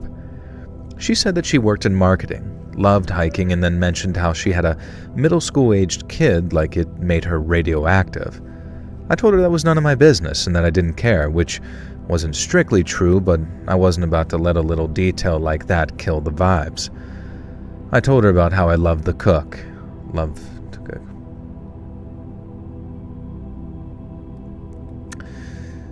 Sheena Bud, thank you for the 10, says he is dodgy about talking about it because he doesn't know whether you're going to react positively. Most people make fun of us. It doesn't work, and Sage comes from the Native Americans' practices.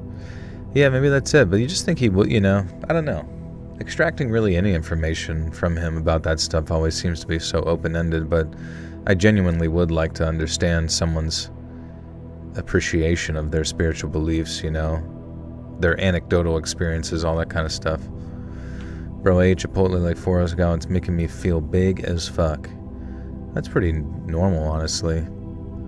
Sits there. What you should do is just go for a walk. If you go for a walk, your body will start to move things through, you know what I mean? And use up the excess glucose that's chilling in your bloodstream. What do you know how to cook, Jewel? Anything you want. I'll make it. You write it down, I'll cook it. People always act like cooking is like some sort of magical gift, you know what I mean? But at the end of the day, you just follow the instructions. Burn it till it's fucking not gonna kill you and you're fucking good. I was raised Wiccan, my mother is Wiccan, my dad is Norse. Oh, interesting. I think I go through at least 3 pots of coffee every day. That's a lot of coffee. Do you sleep okay? But I wouldn't want people sniffing around my magic moon water. Might have to dig some shallow graves, you dig? I don't think it would get to that point, would it? Let me try some of that. And he just shoots me in the head with a crossbow. Not today, vampire. Some people can follow instructions and still produce inedible food. Yeah, but I mean, at the end of the day, when it comes to cooking, it's just like doing art, If you wanted to make an origami crane, or an origami little bullshit thing, you just do it again, and then you get good at it. And usually, anytime I've ever cooked anything, it usually comes out pretty good the first time, because how the fuck are you gonna fuck it up unless you're really got to be on point in some preparation phase, pull out a fucking Bunsen burner blowtorch to caramelize some fucking marshmallows or some shit. I don't know. I'm an eclectic practitioner, so I follow what feels right. A lot of herbalism, tarot. Okay, so it's a lot of sensation. That's understandable. My mother is Wiccan, my father is Norse pagan. I'm also Wiccan. Everything you have to describe about your friend are typically Wiccan pagan practice, to be honest. It's just weird because it's just when did he get into it?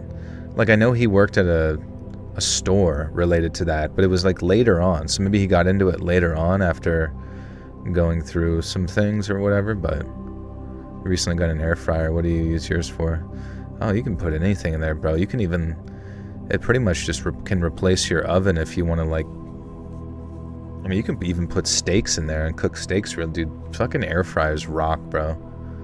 I know people talk shit and act like it's too easy or whatever, but who fucking cares, man? If it gets the job done and doesn't fill you with radiation, I'm fine with that. I told her about how I love to cook and about my huge passion for my weekend basketball league, and she said both were really cute. And then when she asked what my favorite kind of food was, and I said Italian, she suggested that we meet at this nice little Italian place downtown that I'd never been to. A couple of days later, the night of the date rolls around, and I'm kind of nervous but also super excited. I picked her up from this nice condo building in a quieter part of town, and when she walked out, she looked incredible. She had this little black dress on and she smelled amazing, and the way she smiled and hugged me made me think that she was really into me, which was just a huge buzz. We drove to the restaurant, chatting all the while, and the conversation stayed great as they ordered drinks and food, both of which were fantastic. She was laughing at my dumb jokes, asking interesting questions that made her seem legitimately interested. And the whole while I'm just sitting there thinking either age gap, what age gap, or holy crap, this might really go somewhere. Now after dinner we decided to grab one more drink at a bar a few blocks away. It was a chill spot with some live music, but not so loud that we couldn't keep on talking. I was already wondering if I could see her again, and then when I asked, she just says, "Duh, of course I want to see you again." And then we actually arranged a second date right then and there. We had the best time. The vibes were perfect, and then around 10:30, I walked her back to my car, and we walked close, and she slipped her arm into mine. It felt perfect, like it was the first step on the road to someplace special. But it was also around that time that I first noticed the headlights behind us.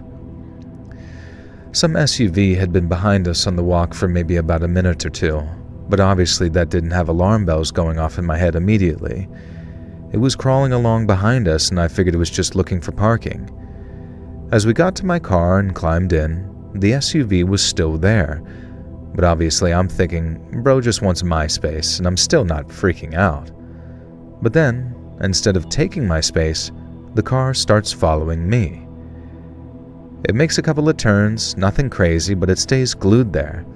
Now I'm thinking, that's weird.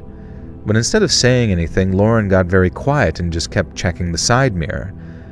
I asked if everything was okay, and she just said that she's tired, but I could tell something was off, and I didn't push it, but I knew. I was starting to think, what's this guy's problem, and hoped that he'd quit before I got to Lauren's place to drop her off. And then suddenly, as we're approaching a red light, it speeds up alongside me and cuts me off. My heart jumped as I'm thinking, oh God. And my first... Oh shit. Hey. It's so funny the sound just doesn't work. Sheen, bud, with the 2 says, buy him a pretty rock, maybe then he will. Yeah, maybe that's it. I gotta get him a rock. A big, hard rock that he can rub on all day. Thank you for the 2. And Lynn, thank you for the 150. Joe, if you could go back in time as someone else to confront your younger self, what would you say or what advice would you give? Honestly, I would just let's think. I would just go back as my maybe dad or something or brother and just really get my diet into check as soon as I was a kid. You know what I mean? Because my mom just let me eat whatever the fuck I wanted when I was younger. And it really just fucked me up being a little chubster. As I'm sure it not messes you up, but I mean it puts you in a state of lacking of confidence or whatever. Yeah, I tell my kid self to buy Bitcoin, and stop eating so much fucking Reese's peanut butter cups, you fat fucker. No, but yeah, I mean, and then once I got into sports and went through puberty, my body figured itself out or whatever, but you know. Did the girl in the story mention age gap, or did I mishear? I think she was a bit older than him or something like that, and he was reflecting on the fact that maybe their age difference was going to make it so they didn't have anything in common or something. I met up with a guy who seemed interested in the first. He bought me a few drinks and left me a bit buzzed at a concert, and I had to walk home at it alone at 11:30. At least I got to meet the artist. That's cool. I can cook my ass off. I can't bake to save my life. Cake in a box, add egg, water. That's my baking. I have no doubt that if you're good at cooking, you gotta be good at baking. I mean, baking's even easier, right? You just put it in the fucking oven. Whisk some shit together. Dude, I don't know. I just don't believe people when they say they can't cook. Like, just fucking look at the person on the internet doing it and go, okay. Being chubby as a kid is so brutal. I wouldn't wish it on anyone. It's like as your brain is developing, your sort of like interdynamic system with like the opposite sex and how other people perceive you, it just like kills your sense of self, you know what I mean, in a lot of like negative ways. Body image issues, blah blah blah. Thankfully it never resulted in anything like bad, and like I said, figured my shit out once I like got active and got into sports and understood that soda was the fucking enemy. As I drink Diet Pepsi, but at least it's diet. I can make a mean grilled cheese and turkey sandwich. I mean, those can be good. Food is food. I made the best Mexican rice the other day. That sounds lovely. I love a good cobbler. Fuck yeah, dude. But that same friend that I mentioned who's into the Wiccan stuff, dude, he is insane. He is insane at cooking. Like, he just because he's very anal about like little detail stuff. Like, when it comes to his cooking, it's like, I think that's where he just excels in like his attention to detail. And it just like everything he makes, I'm like, dude, you need to start like a catering business or some shit like that for your job, because I just feel like that's your food is your calling. I quit drinking very and lost 3 pounds in 3 weeks. Yeah, I mean, get rid of soda, get rid of beer. I mean, listen, beer is probably the worst possible thing you could drink. I mean, besides hard liquor and shit. Just because it fucks with your liver, and your liver is like one of the key components to like the effectiveness of, you know, your overall metabolism. It affects your thyroid. It affects everything. It just makes you a fat stinker. I should wife up my friend. I should, honestly. I should just, honestly, just go gay as fuck. It is Pride Month for a little bit longer. I think I should test the waters. Suck a few cocks, suck a few balls. Come in a few butts. Man, this rocks. Sucking on Bubba. Boop the Corvette, welcome back for 29 months, says, riddle me this. Why do people watch so many cooking shows when you can't taste or smell it? I've noticed bad cooks watch the Food Networks the most. Yeah, I can't really watch like food stuff. Like, I can appreciate it, but I would just so much rather exist within the realm of the food. When I was a kid, I was overweight. I remember a group of kids, including the girl I liked, used to make fun of me. Just recently, my mom told me that she married a guy who was incredibly fat. That's amazing. Everybody drops their standards one day. When my mom babysat my firstborn, I got home from work to find Coca-Cola in my infant's bottle. I was furious. Dude, I remember I went away to Australia for a little bit. It was 2 weeks. 2 fucking weeks, and my mom was supposed to watch my cat. Somehow Pradeep got fat. Somehow Pradeep gained weight during the period of time that I was gone. I'm like, he has like a very, like, all you have to do is like fill his bowl once, give him wet food once, and he just like manages his own weight himself. But then I come back and somehow he's a little chubber, and I'm like, what the fuck? I'm trying to kill him. Dick Snatch with the 2 says, Alexa, play Diet Pepsi by Addison Rae. Become the next James Charles this Pride Month. Hey, what's James Charles up to for Pride Month?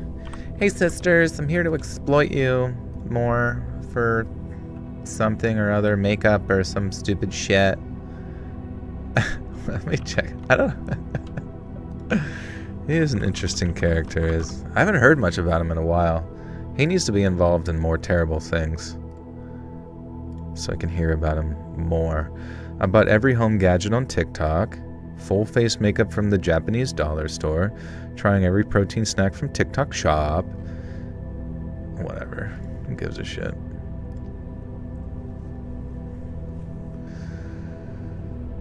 Have you ever tried Posoli? No, what is Posol?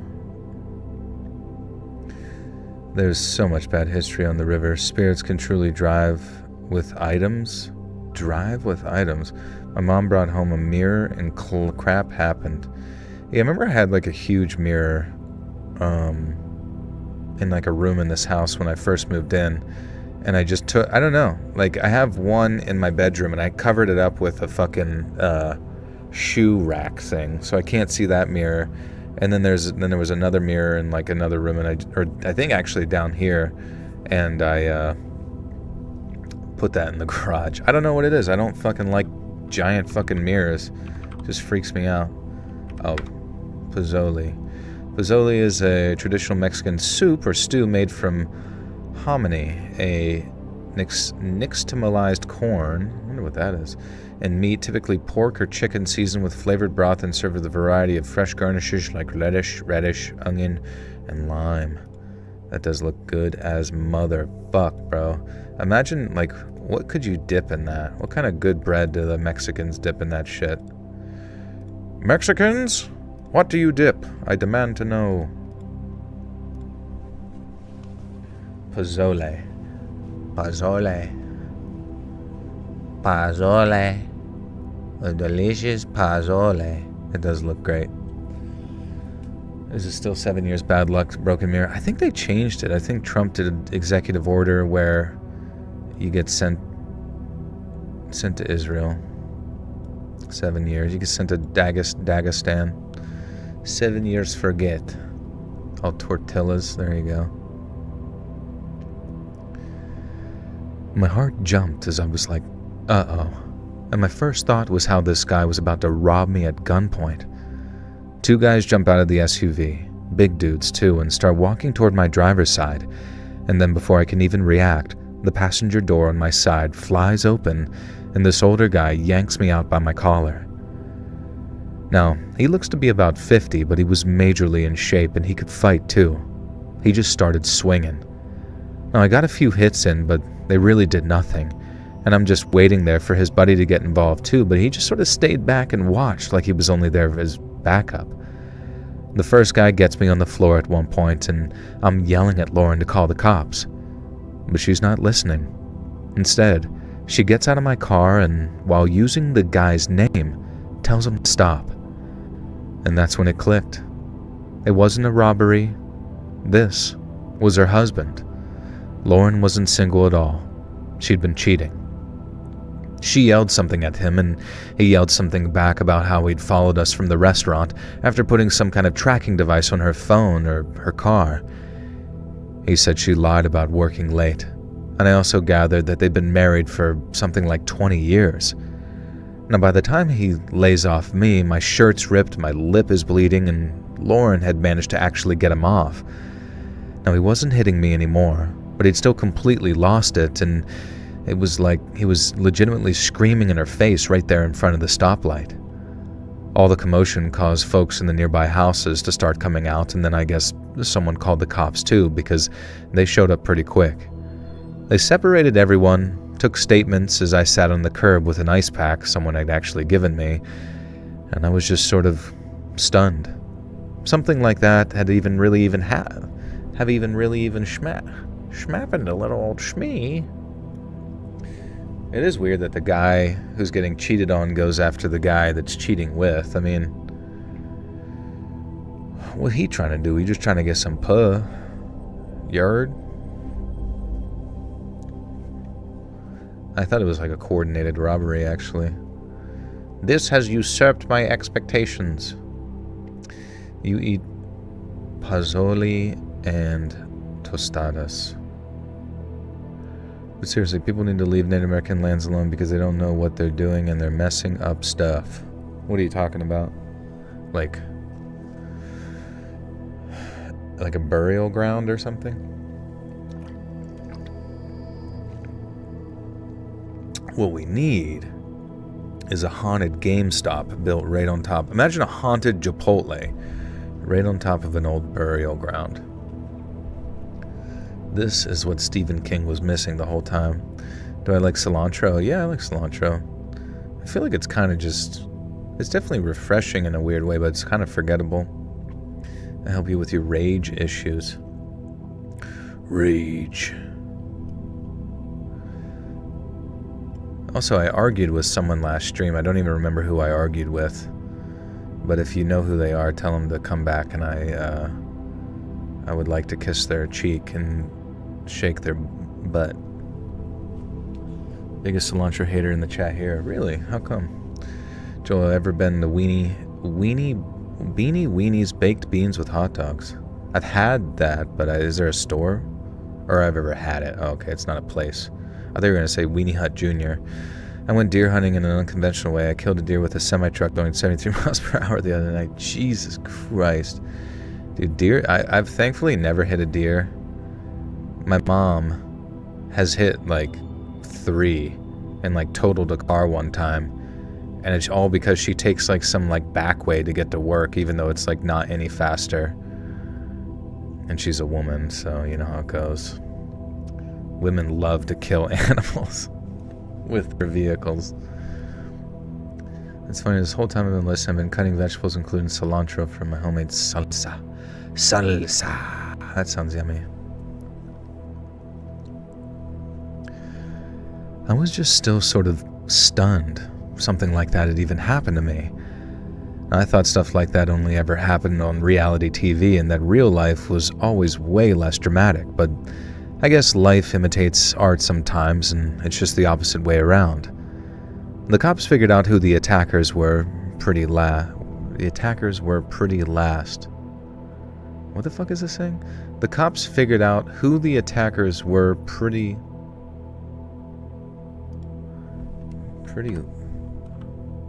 much last.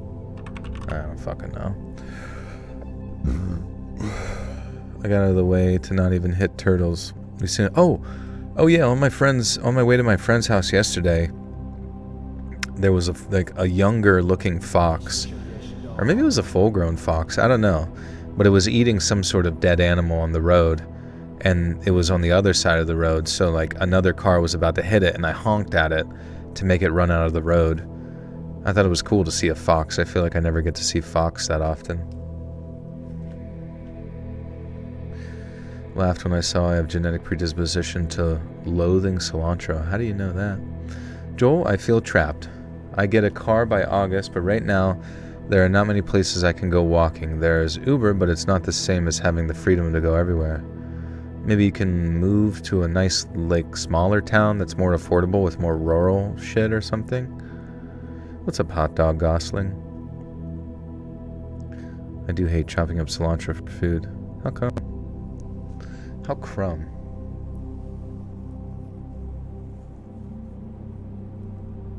Oh, pretty. Oh, I see. The tigers were pretty fast. That makes sense. I don't know why I thought. Sorry, thank you. Joel's spiritual animal is a fox? I guess so. Someone told me that the spiritual message of the fox meant that it was to trust my gut. So at that point, I immediately started eating the carcass as well, because I assumed my gut was trying to tell me I was hungry for dead animal. 23andMe. Yeah, you want to know the weirdest thing about 23andMe? The CEO of 23andMe is the sister to the old CEO of YouTube. Do you remember, like, the Susan Wojcicki chick or whatever that was the CEO of YouTube that sadly passed away from cancer? Her sister was the CEO of 23andMe, of which I kind of think is, you know, they might just be, you know, using all your... What they are trying to do is find the Nephilim bloodline. So if any of you have any sort of, like, genome related to Nephilim, be careful if you turn it into them, because then they will find you.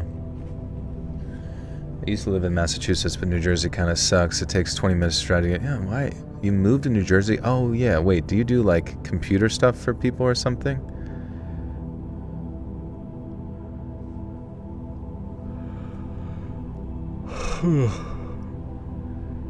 The cops figured out who the attackers were pretty fast, so the husband got hauled away in handcuffs as Lauren kept on apologizing to me. I didn't even know what to say. One minute I was on the best date of my entire life, and the next, I was getting my head stomped on by Lauren's husband, who she claimed was a cheater himself. Once it was clear that I didn't need an ambulance or anything, I drove home in silence, leaving Lauren to make her own way home. My face was swollen, my knuckles were hurt, and my nice date shirt was torn and ruined. Lauren texted me a long apology the next morning explaining the whole situation, how she should have been upfront, and how she never wanted me to get hurt. But I haven't replied to it. Well, not yet, anyway. Part of me is mad at her, but another feels bad for her. She just wanted to feel some excitement and connection, I guess, and aside from the revenge that she wanted. Sometimes I look back and laugh at the clues I missed. How she always wanted to meet at places away from her neighborhood. How she never invited me up to her place at that. They want my DNA to create the monster in my mind, but I won't give it to them. Don't do it, don't do it. Didn't the company 23andMe get sold off to someone else? Oh, that's right, yeah. Who did? Well, let's look that up. Because that's kind of important. Who bought 23? Because basically some random company gets all your fucking DNA. Yeah, you guys just handed over all willy-nilly because you wanted to know if you were 3% West African. 23andMe was ultimately bought by TTAM Research Institute, a nonprofit led by its co-founder and former CEO, Anna Wojcicki. Oh, that's what TTAM is. Okay, for about 305. Okay, so it wasn't 23andMe, but it was... Oh, that's still a little bit strange, because that's Google, adjacent. For about $305 million through the bankruptcy process, this deal closed in July 2025. Earlier, Regeneron had won the initial $256 million auction bid, but Wojcicki hired TTAM.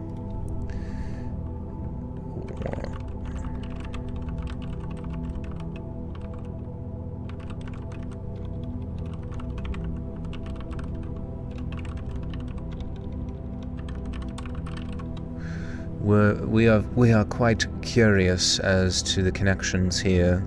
We like to recognize patterns. Black Mesa, Black Rock. Is there ever going to be another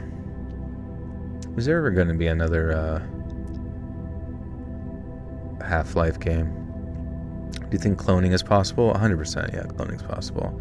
I heard recently that there's cloning, like, okay, if they want to get you, like if they want to communicate with you, what they can do is while you're sleeping, they can take your they can make a clone of you that's like, get it to the size of what you normally look like, keep it in like a floating fucking jar or whatever, and then transfer your consciousness into that specific clone, and then they can communicate in that manner.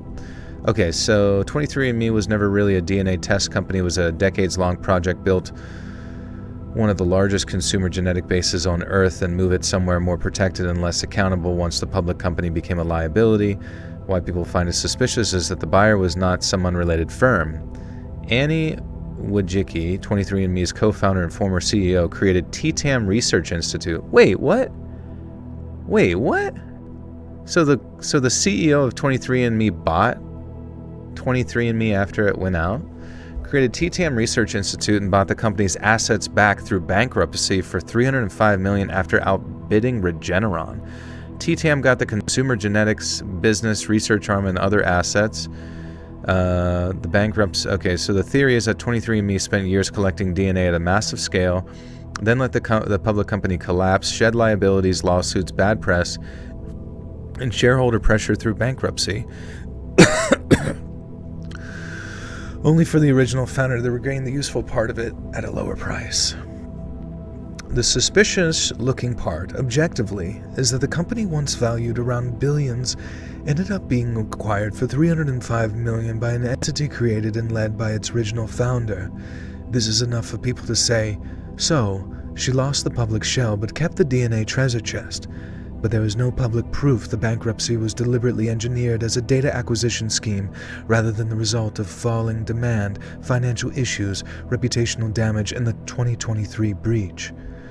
This is probably the most common, less crazy theory.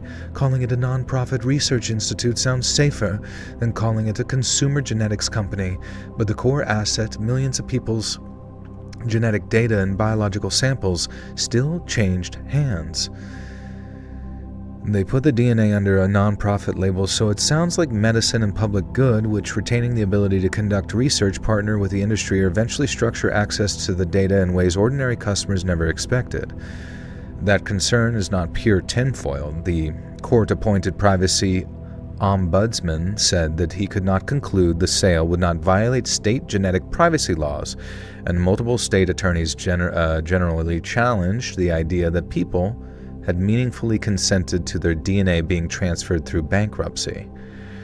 A lot of people tie it to Silicon Valley, Google, and Sergey Brin because Wojcicki was married to Brin for years, and 23andMe has always been associated in the public mind with the tech billionaire ecosystem. This is really a backdoor Google/Alphabet genetic data operation. There is no credible public evidence that Google, Alphabet, or Brin owns, directs, or secretly finances TTAM's acquisition. It is guilt by network logic. Founder has elite tech connections, therefore elite tech interests must secretly control the database. This is speculation, not an established fact. This is the darker political version. People argue that DNA can reveal ancestry, familial links, disease predispositions, and biological traits, so a database of millions of people could eventually be useful for identifying relatives who never submitted DNA, population profiling, predictive risk scoring, targeted advertising or health scoring, law enforcement identification, insurance or employment discrimination, future government surveillance. The real underlying concern is stronger than people sometimes admit. Genetic data is unusually permanent. You cannot change it like a password, and it says things about relatives who never agreed to upload anything. A coalition of 27 states plus Washington, D.C. argued that this kind of information should not be sold like an ordinary bankruptcy asset without explicit customer consent. That does not mean TTAM has announced a surveillance program. It means that data is inherently sensitive enough that people do not trust a "we promise" model.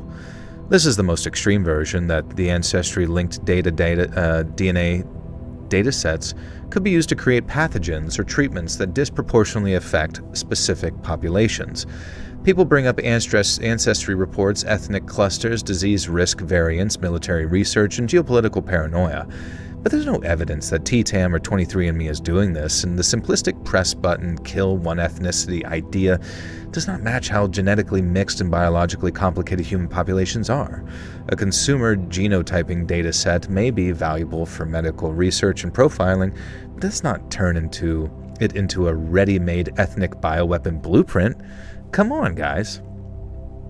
Regeneron initially had the winning auction bid at $256 million, then TTAM outbid it at $305 million. Some people interpret that as theater. Pharma company looks scary, founders nonprofit look protective, public relaxes, and the data ends up under closely related leadership anyways. Because 23andMe suffered a major breach before the bankruptcy, some people claim it was an intentional harvesting or a quiet intelligence operation. Let outsider actors get selected ancestry and relative linking data, then clean up through settlement and bankruptcy. There's no solid evidence for that. Public reporting and technical analysis describe credential stuffing attacks, people reusing passwords for other breaches, and amplified by the company's DNA relative features, but the breaches absolutely made people less willing to trust the company with immutable biological data.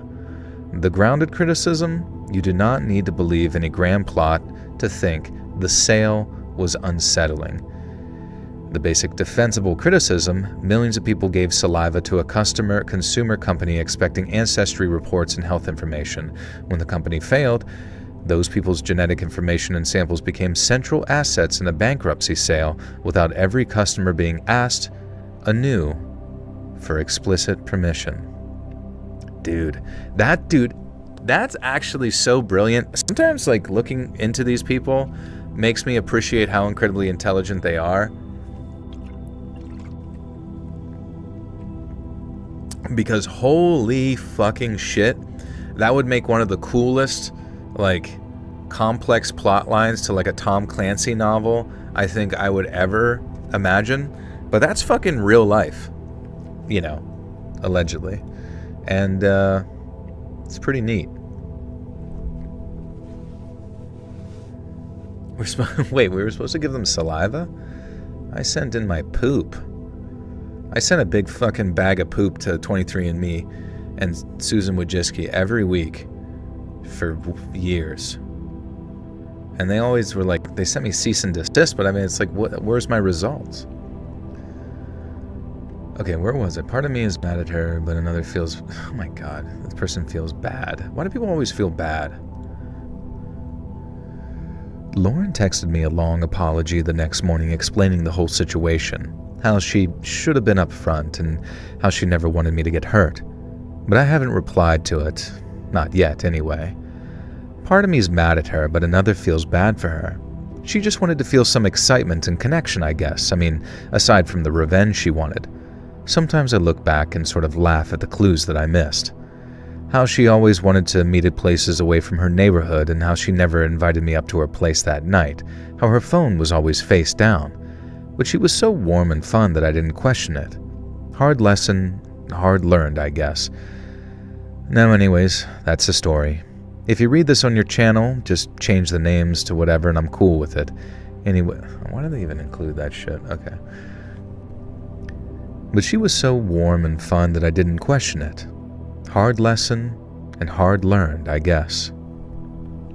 Hey Joel, since last time, Keen the rat has passed. I missed him so, but rescued 3 rats from the pound. Just got him today. Oh, I'm sorry to hear that, but I'm hoping for good results with the new rats. Bruh, I did 23andMe and I failed it twice. How did I fail a DNA test? Because you're Anunnaki, bro. You are not from this planet. That's like the Boondocks episode where the bank owner purposely helped Grandpa with his business, causing crime to rise around the park, lowering property values, and he buys it up at a discount. Yeah, I remember hearing that was like a really abstract conspiracy related. Do you guys remember like during like the BLM riots and stuff? There was, right before that, I think in like 2017 or something, people like were really excited because Trump had made these opportunity zones in like, you know, lower income areas and stuff like that, where like basically it could be tax-free havens for anybody who for any banks that invested in areas that were like, you know, in those like opportunity zones. But then conveniently, I think there was a bunch of insurance policies taken out in the areas in which there was like property damage done. So like, you know, it was just like, oh, let's, you know, invest here as like a tax-free haven and then make a bunch of money off the fucking insurance policies when shit gets fucking set on fire. You know what I mean? So it's just a little bit strange. Both of my parents did 23andMe. My days of crime were over before they started. Yeah, you're screwed. Joel, do you these people that develop giant club fists from iron fist training would do well if they boxed? Like it got a punch through a padding of the glove, they just need to jog more? Oh, you mean like where they build up the calluses on the bones and stuff or something? I don't know. Hey Joel, big fan. No idea how you keep up with the readings, answering questions. You do a good job, man. Thank you, Matt. Yeah, I'm pretty ADD with it, back and forth. It annoys some people, but I mean, I don't know, man. I've got nothing else to do with my life, so it's fine. Do I listen to rap? If so, who? Yeah, I like rap. I mean, I love Young Thug. I love Lil Wayne. I love, like, one of my favorite rappers of all time is Ludacris. Luda, you know. And then obviously I always love, like, old school rap. Like Diggable Planets was one of my favorites for a long time. Tribe Called Quest.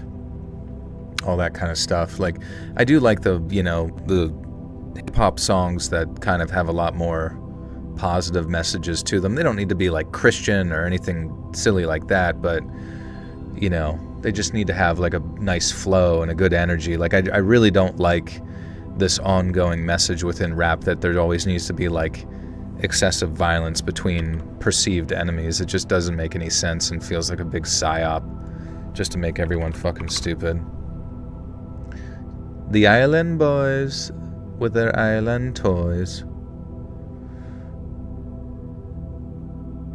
That's how they caught the Golden State Killer, with 23andMe, really. I'm happy to share my DNA to solve crimes. Every one of your crimes? Is it weird I'm black and Eminem is my favorite rapper? Yeah, it is. We're gonna find you, we're gonna say, haha, you like that guy. You like the white guy and his silly little spaghetti t-shirt covered with mom's throw up or something. Didn't the Island Boys end up on OnlyFans? I guess. I don't fucking know. I heard they were pretty weird. Who gives a shit, man? There's so many weird people on the internet. Dude, I wouldn't be surprised if like every fucking content creator you know is just like low-key mentally ill.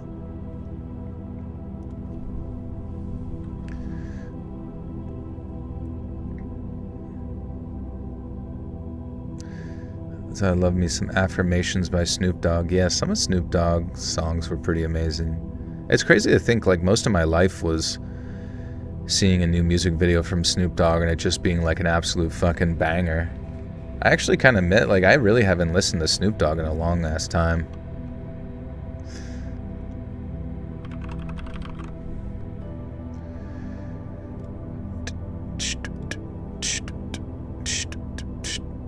Okay.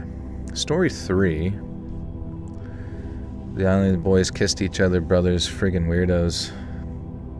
Yeah, man, I don't know. Fucked up. Drunk or high, Joel? No, I'm drunk on Diet Pep. Diet Peppy.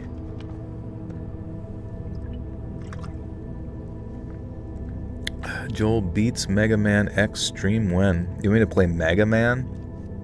It's too hard, man. Like some of those like side scrollers that don't have a lot of like give to them or leeway where you almost have to like jump and cheese it. I sort of hate that lack of control.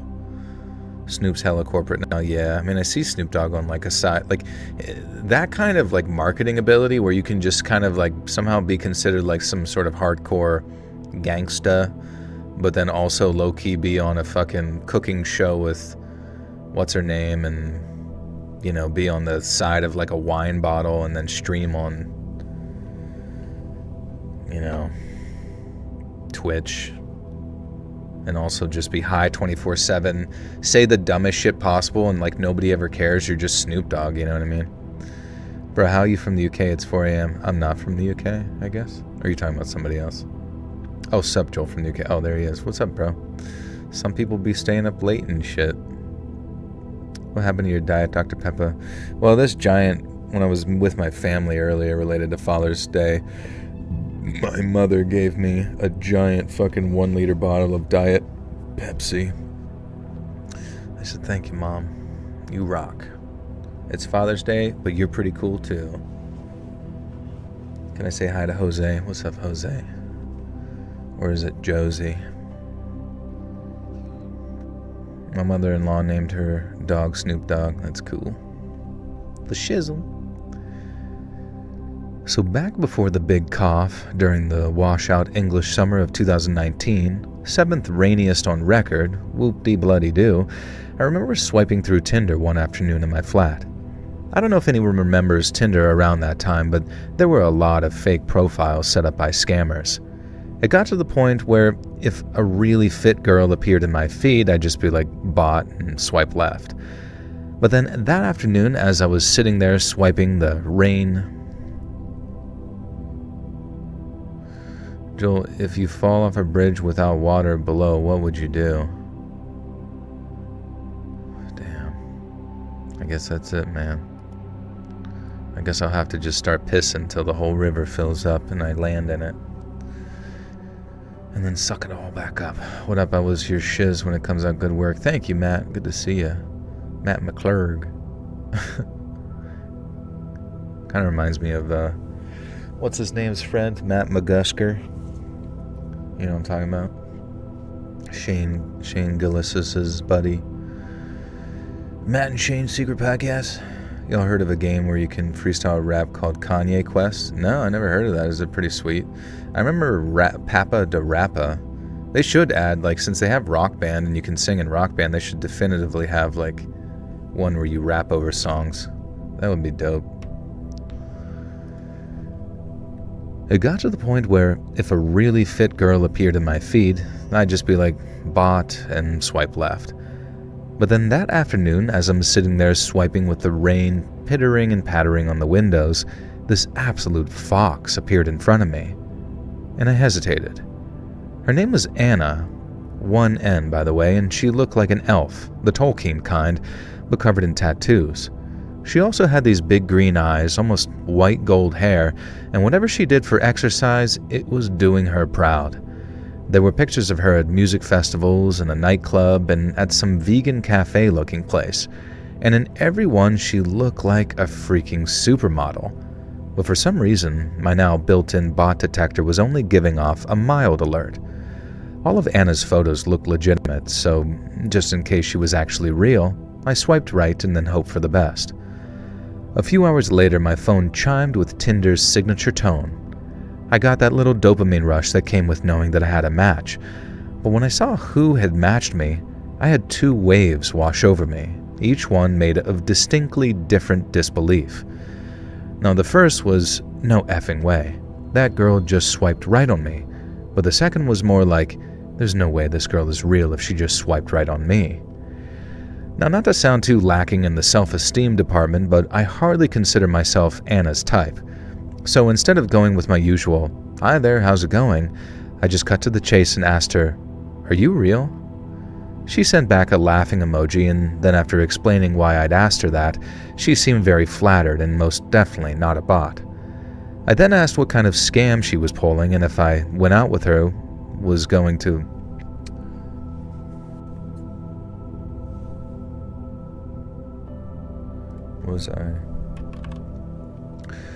Joel, I asked my son, does he remember your stories? And he said yes, the college girl with her dad's voice. The college girl with her dad's voice. Am I the college girl with a dad voice? Or is this a particular type of story?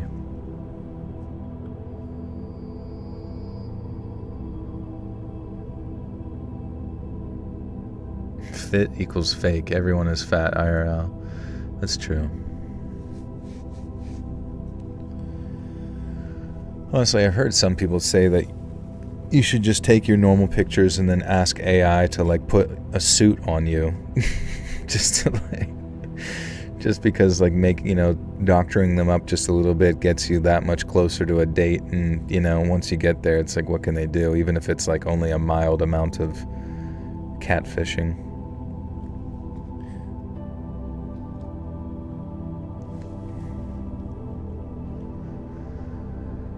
I then asked what kind of scam she was pulling, and if I went out with her, was I going to wake up in an ice bath the next morning with my kidney missing?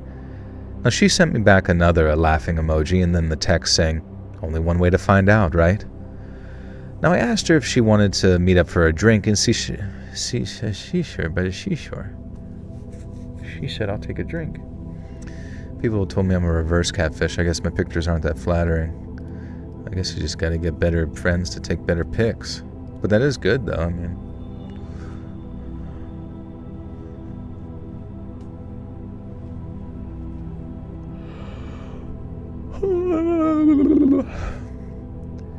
I asked her if she wanted to meet up for a drink, and she said sure, and I asked her where I was based. Okay.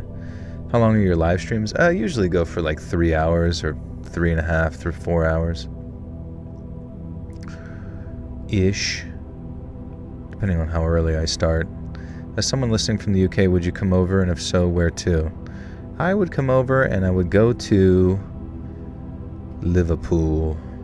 And then I would go to Somerset. And then I would go to Wales.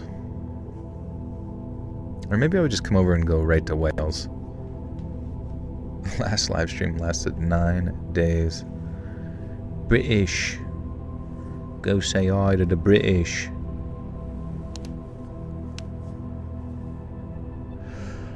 Cameras make me uncomfortable. My pics all look like mug shots. That's funny. I asked her if she wanted to meet up for a drink, and she said sure, and asked where I was based. And then when I told her, she said something like, I can be there in 20 minutes. And the reply kind of knocked me for 6 because we'd only just matched and she wanted to meet right away.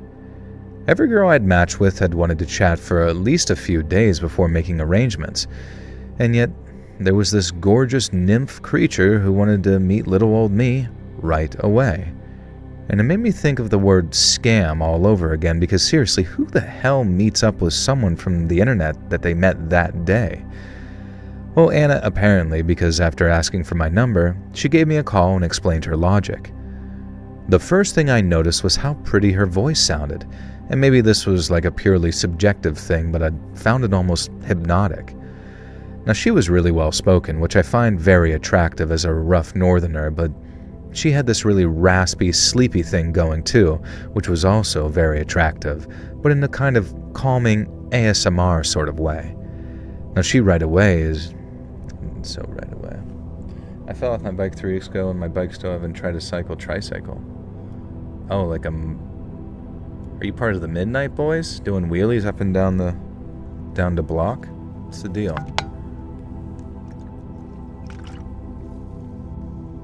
Would I come to California? Yeah, I've been to California. I went to Anaheim back in like 2019 for VidCon and all that kind of shit. And it was pretty cool. I met someone online once because I had them pick me up from the airport and drive me to my friend's house. Nobody knew I was even coming home, and here I was getting a ride from strangers. Interesting. Would you meet a girl you just matched with right away, Joel? Yeah, I mean, if you wanted to go do something, like wanted to go get dinner, or maybe probably meet somewhere like neutral, I guess, right? Like my bedroom or whatever. No, I'm just kidding. But you know what I mean, like meet somewhere, might have to freshen up a bit. Wipe my butt, wash my hole. If a girl spoke always in ASMR voice, I would definitely call her restraining, right? Hey there, yeah. Hey. What's the clearest water you've ever seen? Clearest water. Maybe somewhere in like Bermuda or some shit. I gotta sneeze again. Anyone heard of Jake Wake America? No.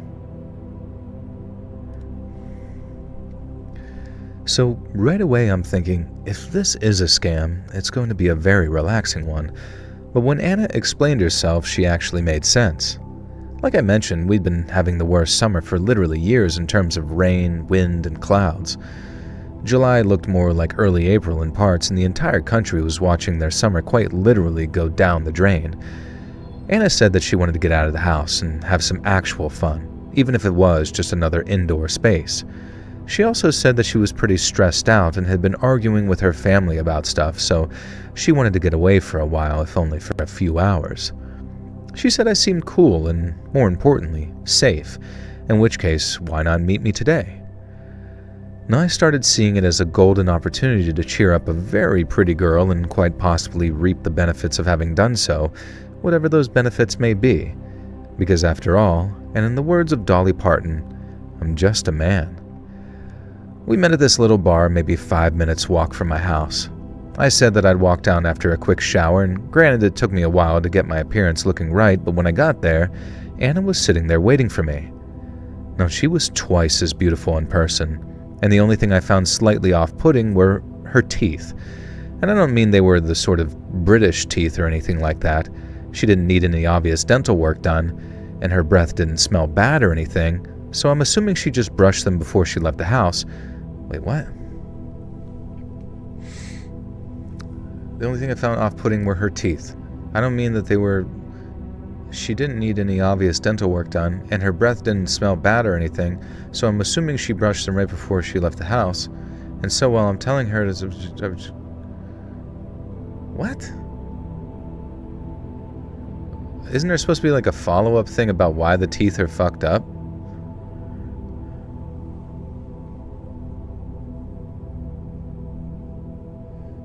You seem like a nice guy, funny, interesting. Are you like super ugly or something? Have you ever showed your face through your channel?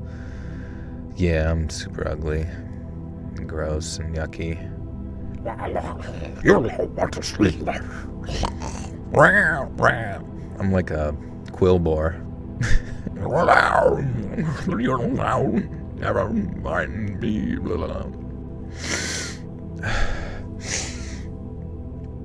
Do British people have bad teeth?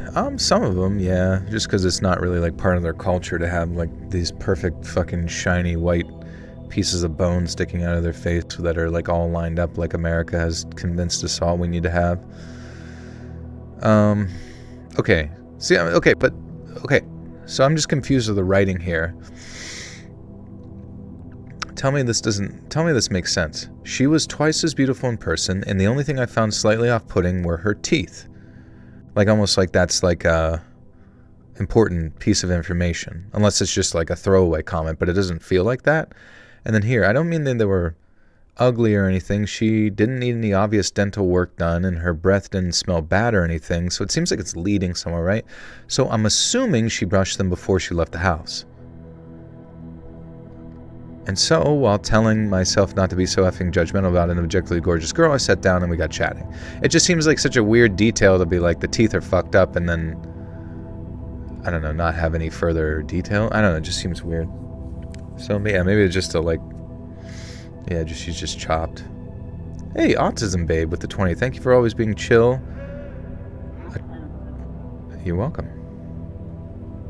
A-Train. A-Train in Virginia, West Virginia.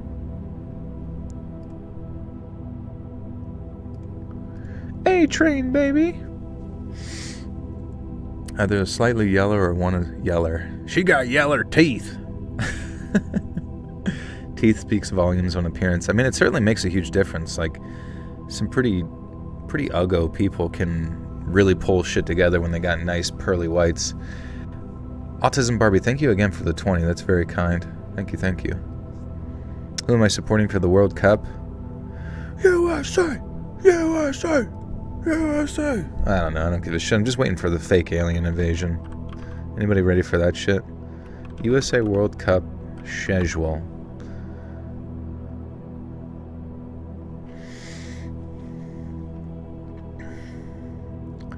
Hello, Joel. Thank you for taking me away from the everyday life right now. No worries. Maybe she's a vampire and has yellow teeth. That would be kind of funny, a vampire about to suck your neck and you're like, ew. What's up with those fucking things? I'd love to hear you do a story similar to my favorite religion, my favorite video by you. Oh, thank you. Man, that's a classic, huh? I do kind of wish sometimes that my channel was just like straight creepypasta, you know what I mean? Like straight fictional horror, just because, I don't know, sometimes those are just like more fun, not as repetitive.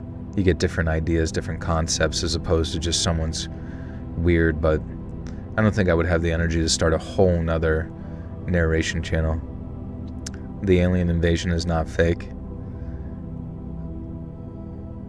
So you're acknowledging it's going to happen, but it won't be fake. I mean, that's a different argument. But it is, it's not going to be real, guys. It's going to be a projection of hard light onto a medium in which you perceive there are a large amount of spaceships chilling over top of your cities, and then the reverse engineered technology that the government has will be used to commit the sort of like false flag explosionary attacks to fill you with fear. YouTube's punishing narrators. I don't know, dude. There's some people that are still popping off, I guess. Just imagine it takes 5 hours instead of 6 seconds. That would be dreadful for your blood to drain. Wait, what? 5 hours for what? Oh, to get a vampire sucking on your neck. Yeah, that'd actually be hilarious. He's like, no, just stay still. Don't I gotta get every drop. And you're like, oh my god, this is so uncomfortable. And yeah, whenever like a vampire sucks your blood, do they just drain you completely? Because it always seems like in the movie you die, you look relatively the same, but you just have like little dumb bite marks on you. But it's not like you bled out through your carotid. But I guess it wouldn't take that much. Like even if you lost like what, a couple liters of blood of them sucking it down to fill their belly, that could still kill you, I suppose, blood loss. Have you ever had a bad first date? I mean, just the one that I remember the most was back in like my early Tinder days of using online dating, and like the chick just like looked nothing like herself, and then I got there and then it was like she brought her friend to the date, and like I had to entertain both of them the entire time, and then it turned out that the friend was into me by the end of the night. It was very weird. But then I just ignored them after that, because, like, why the fuck would you bring your friend and be completely the opposite of what you look like? What was the inspiration for Saturn Soul? Which scary story channels, if any, do you enjoy? I like all of them, honestly. I mean, I don't really watch many, to be honest with you. Like, I kind of just get the idea of them, and if there's some success to be emulated from them, I try to, like, emulate that, but I'm not, like, super into, like, you know, horror content as a whole. I think the closest to HIV and vampires was Blade 2. Yeah. You scared her. She should be scared. Showing up like that. How did you get the badass name Saturn Soul, though? It's Kino as fuck. I don't know, it just came to my mind. It sounded like a sweet band name, and I was like, that's something that people remember. What's Kino mean again? I always forget. I always hear Kino, but I don't know what it is.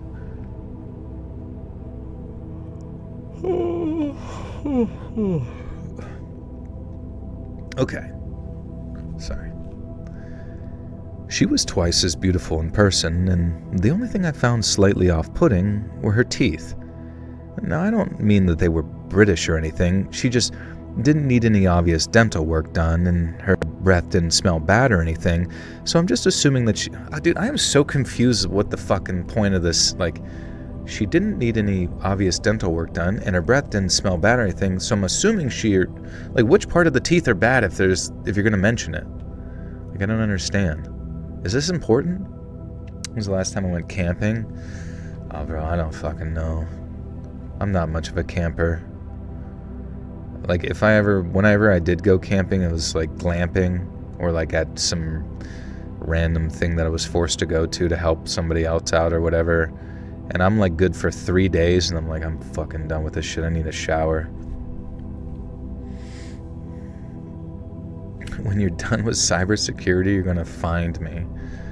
Please don't, if you would be so kind. Just immediately threatening. As soon as I'm done with my collegiate degree, I am gonna dox someone. As soon as I become a cop, I'm gonna kill someone. Alright. She was twice as beautiful in person, and the only thing I found slightly off-putting were her teeth. I don't mean they were ugly or anything. She didn't need any obvious dental work done, and her breath didn't smell bad or anything, so I'm assuming she brushed them before she left the house. And so while telling myself not to be so effing judgmental about an objectively gorgeous girl, I just sat down and we got chatting. Anna was a dream.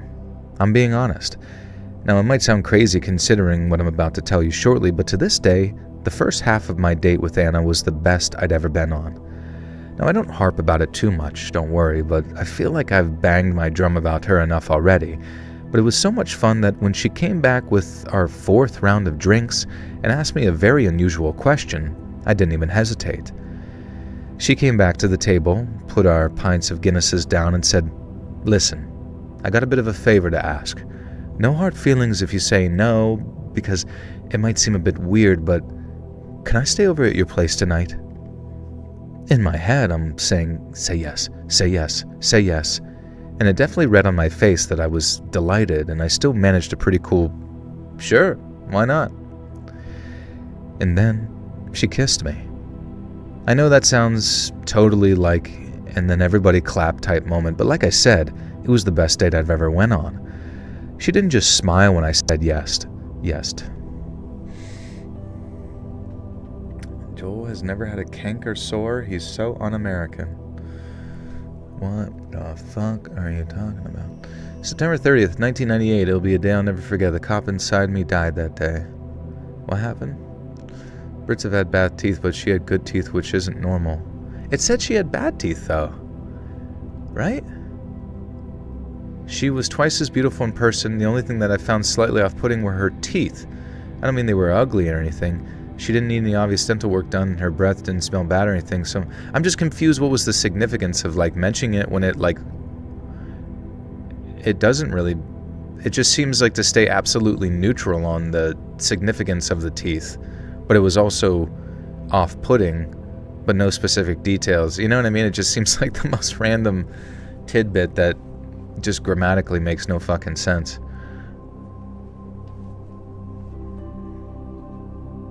She kissed me with those non-messed up teeth. Like, are they messed up or are they not? Like, I don't even...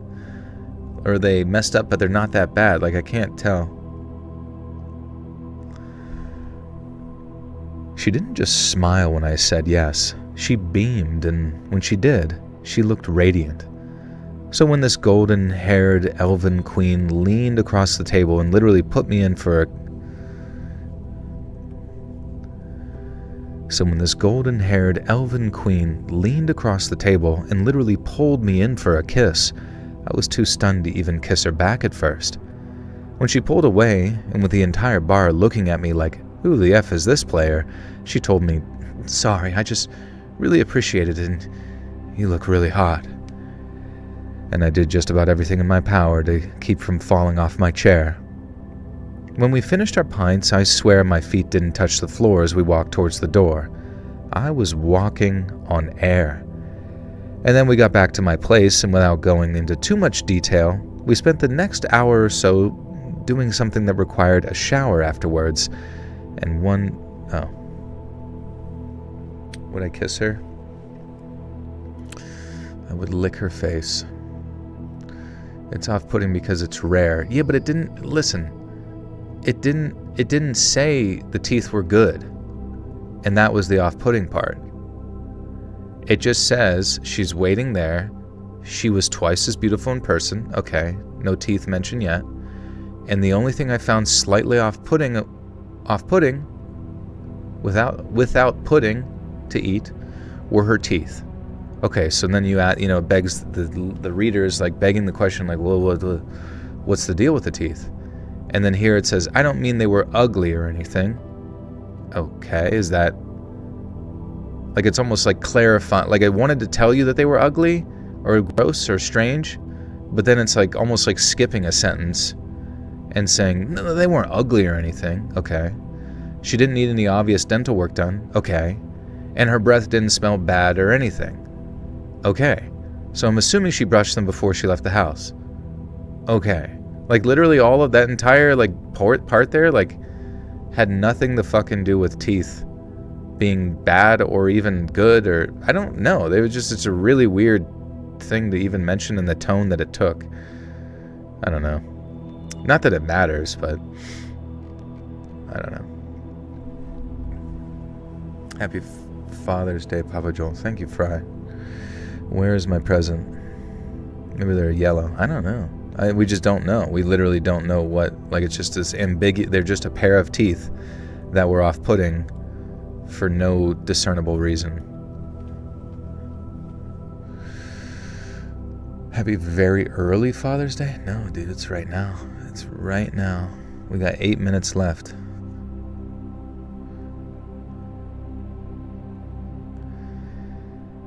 Then we got back to my place, and without going into too much detail, we spent the next hour or so doing something that required a shower afterwards and one taken together.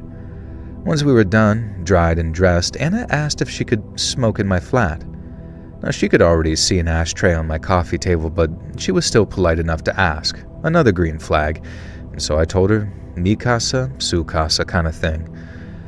Now, I also told her that if she wanted to smoke something a bit stronger, I had a bit of hash that I brought, only a bit of hash. Hash poop.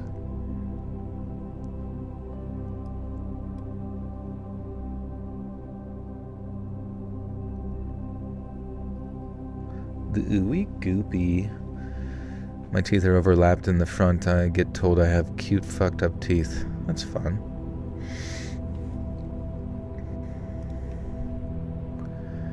I also told her if she wanted to smoke something a bit stronger, I had a bit of hash that I bought only a few days prior, and we could smoke some of that after I fixed us something to eat. Anna then suggested that she roll us a joint while I get started on food, which sounded like a great idea. And so I gave her my little rolling tin as she sat on the couch and then went off into the kitchen to prepare some tacos.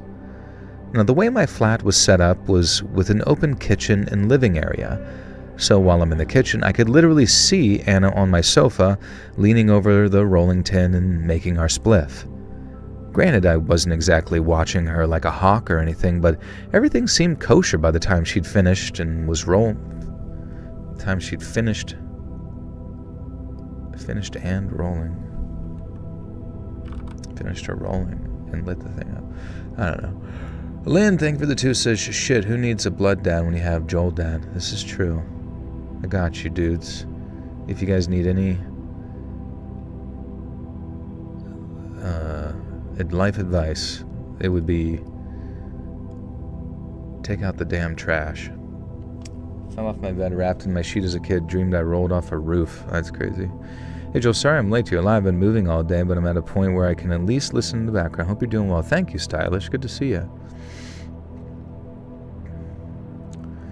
Rip in peace living in Pakistan. What happened? Are they bombing Pakistan now? Pakistan's a big pack of stands getting chased by a pack of stands. Okay. Did something happen to Pakistan?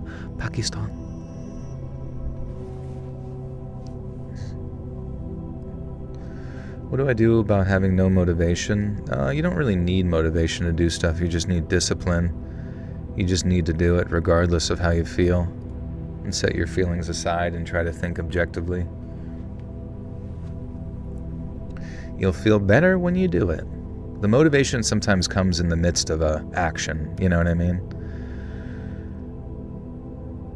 Hey, Mary Jane. Thank you. Good to see you. Falling nightmares suck. Worse in real life. Eminem's fans are called stans. Oh, that's right. I forgot about that. Same with K-pop. Are you sure you're not a big K-pop fan? Granted, I wasn't exactly watching her like a hawk or anything, but everything seemed kosher by the time she'd finished her rolling and lit the thing up. She took 2 poles and then offered it to me, but since I was busy frying up some marinated pork, I said that I'd take it in a minute or 2. And then once the pork was cooked nicely, I took it off the heat and walked over to Anna to take the joint from her. The first thing she said when I took it was, "Sit down with me." But I told her no, not yet, because I still had tacos to assemble. Making tacos. Motivation can give you discipline. It can clarify your thoughts and fuel you. Yes, but sometimes motivation doesn't come, you know what I mean? So you kind of just need to do the action and then find the fact that you feel better after, and then that becomes your motivation to keep doing it. Ain't nothing to it but to do it. How do you normally pre-select the stories you read here? So I have like editors that will like dig through pertaining to a particular topic in my email that you guys submit to. And then, yeah, they will compile them into a document for me that I can dig through. Yeah, I'm used to motivation getting me to do what I needed to gain discipline. Now, with no motivation, I can do things, but it doesn't get any easier. Just gotta do it. Just gotta get up and do it. Just get up, do a few jumping jacks, and go.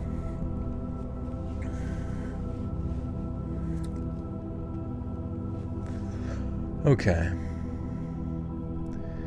The first thing she said when I took it was, "Sit down with me." But I told her no, not yet, because I still had tacos to assemble. I was starving. I took 2 deep drags of the joint and then passed it back to her, and as I did, I noticed that she had this certain look about her. Slightly anxious, but also slightly excited. She joked about me being judgmental about her rolling abilities, so after assuring her it was a good effort, I walked back into the kitchen to carry on cooking. I remember rehydrating the corn tortillas and Have you thought about posting 3 days a week? I used to do it back in the day. It was Monday, Wednesday, Friday was my post schedule. But then I switched over to just Monday and Tuesday to kind of keep from burning out. And honestly, my views haven't changed. The income hasn't changed. And I feel like it's much more doable, How long does it usually take you to fill the pool of stories for X topic? I guess it's hard to say. I mean, the editors are just kind of on top of that, compiling and looking through certain ones to meet a certain criteria of like word count. But usually through the process of typing a subject in or whatever, they can find something that's at least tangentially related. And sometimes if I don't have a good enough, or the amount of words necessary to fill like a whole episode in its typical word count, I'll employ Sam Writing to do like true crime research, and then, you know, pay for a true crime researched story. And that's kind of where Saturn Soul came from. Without motivation, you might not care. You become comfortable with being a wretch. With motivation, you realize you can't abide being wretched and return to your ambitions old. It's a good quote. Except wretch is going to offend somebody. Joel burns out hard 3 times a week. I remember Struggle Bus. It does kind of come quick, you know. I mean, you get the live streams 2 times a week and then the videos. Yeah, it's pretty solid. She's probably laced it with coke or ketamine or something. Yeah, probably. We'll see what happens. I work 3 days a week and I get burnout after day 1, right? Yeah. I know. I mean, at the end of the day, I know I'm like a YouTuber and I shouldn't really like worry about burnout. But at the same time, because I'm a YouTuber, I might as well like, you know, give it my all on every particular post, as opposed to making anything like not that great or whatever, or watered down or something. Plus Patreon content, plus Saturn Soul, plus podcast. Joel's a busy boy. It can get pretty busy at times, but I've got some pretty good systems in place. I'm kind of a systems sciences kind of guy, so like once you get the ball rolling and you put the right people in the positions, things tend to run themselves. Analytics have nothing to do with what? Would you ever do like state stories if you haven't done them? I do have quite a few state stories. I wanted to do like all 50 at some point, but I haven't. I should start a playlist of all the states that I have thus far. If you haven't subscribed to Saturn Soul, go check that out. There is... Let's see, how's the new video? Oh, it's not bad. 5 days ago, the depraved trucker who drove a moving slaughterhouse has 40,000 views, and that's like kind of legit, you know, better than the true story behind the legend of Bloody Mary. Might have to change that title to see if it can get more. What do you do for fun and leisure? Basically just go to the gym, hang out with friends, go buy Pokemon cards, play video games, and movies and audiobooks or whatever the fuck. Well, I can't say audiobooks because really I've been working on fucking Exorcist forever and it's getting kind of boring. Like the live. Thank you.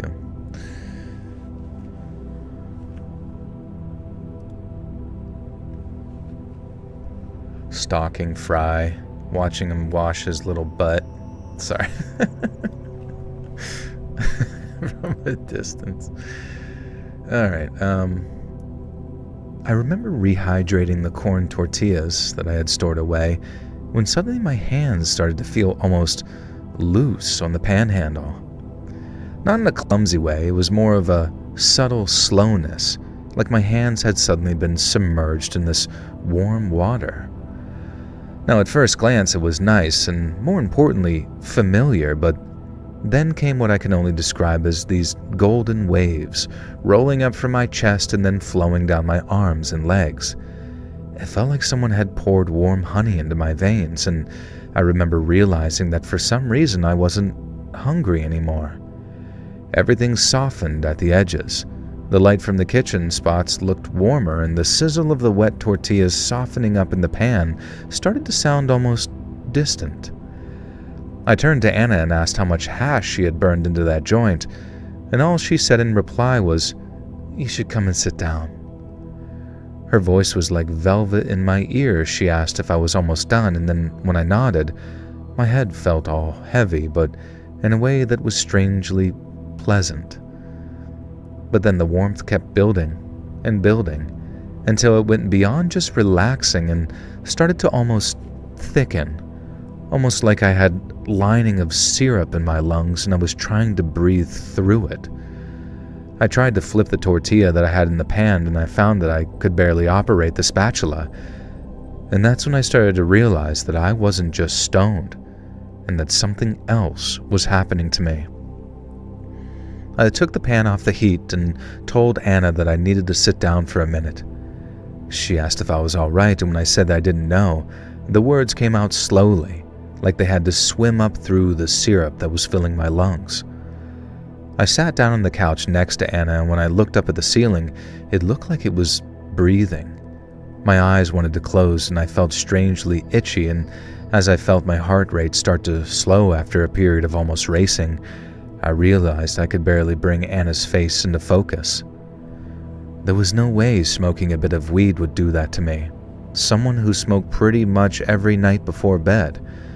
So as my chest started to feel tighter and tighter, I asked Anna, what did she put in that joint? Now, she didn't say ever, actually. I just found out later on, but at the time, all she said was, "Does it feel good?" And I could barely talk by that point. But I told her no, and that something wasn't right. But if I'm being honest, that was sort of a lie. I felt great, like I was floating through this heavy warmth. But then, as I was trying to get Anna to tell me what she'd given me, things took a horrible turn. A cold sweat broke out across my forehead, my fingers started tingling and going numb at the tips, and my legs started to feel detached, like they weren't responding to my brain anymore. I tried to stand up, but the room lurched hard and I had to grab the arm of the couch to stop myself from falling. I had to physically force my eyes open to keep them from closing, and I realized that I wasn't just breathing shallowly because I was high. It was because it was becoming more and more the case that I couldn't breathe at all. I started to panic, and I remember telling Anna to call 999 while thinking, don't pass out, please don't effing pass out. She scrambled for her phone as I slid back onto the couch, feeling my body start to shut down completely, and the last thing I remember clearly is her face hovering above me, and this terrible knowledge that if I passed out, I might not wake up. I remember hearing her voice at one point, cutting through the fog like, "Oh no, no, no, please wake up, you gotta wake up." I remember her shaking me too. I tried to answer, but my chest felt like it was full of cement, and my voice wouldn't seem to leave my throat. Every breath was a shallow, deliberate effort, and then everything just went dark again. I was convinced that I was going to die, and it sounds really dark to think about it now, but there was one point where Anna shook me awake and I just thought, just let me die in peace. I know now that wasn't me thinking clearly. It was the drugs in my system, but even as I was on the verge of death, I still didn't know what was killing me. Even when I saw these flashing lights across the ceiling and the paramedics were inside my flat and putting oxygen on me, I still thought that I had no chance, and I was weirdly just okay with it. I have a hazy memory of someone peeling one of my eyelids back and shining a light into my eye. I remember someone pinching my finger for some reason, and then after a sharp prick on my arm, it was like I was dragged back to life. Everything stayed hazy for a second, and there was nothing but this dull pressure in my arm, and then wham! My chest suddenly heaved, as it felt like someone pumped a load of air into my lungs. I could breathe again, and that felt amazing, but it came with this nauseating clarity that I'd most likely almost overdosed on some kind of opiate, and that Anna was to blame. I remember looking around to see only 2 paramedics in front of me. One was standing, and the other was putting a blanket around me saying, "It's okay, mate. We've got you. You're going to be all right." I managed a jittery thank you and then asked, "Where is she?" because I couldn't see Anna anywhere. I was told that she'd gone upstairs because she didn't like needles, and then without skipping a beat, the male paramedic asked me, "How much heroin did you smoke, mate?" Now, I'd been unconscious at the time, but Anna had told them the truth about what she'd given me, and that allowed the paramedics to give me back quickly to bring me back. Oh, well. What's up, dude? That was a pretty good run there. Can you do more small town horror stories in the future? Yeah, we can look into it. A tub filled with ice, as in the urban legend. Yeah, I mean, she literally might as well have taken his kidney there. Bro took the "I've been here too long" pills. Could you do almost killed stories? I could do like some near-death ones. Would you ever do a video on the stories that make you feel the most unnerved or petrified? Because I don't know what video it was from, but it was the story about the girl being killed at the stop shop. I don't remember that one.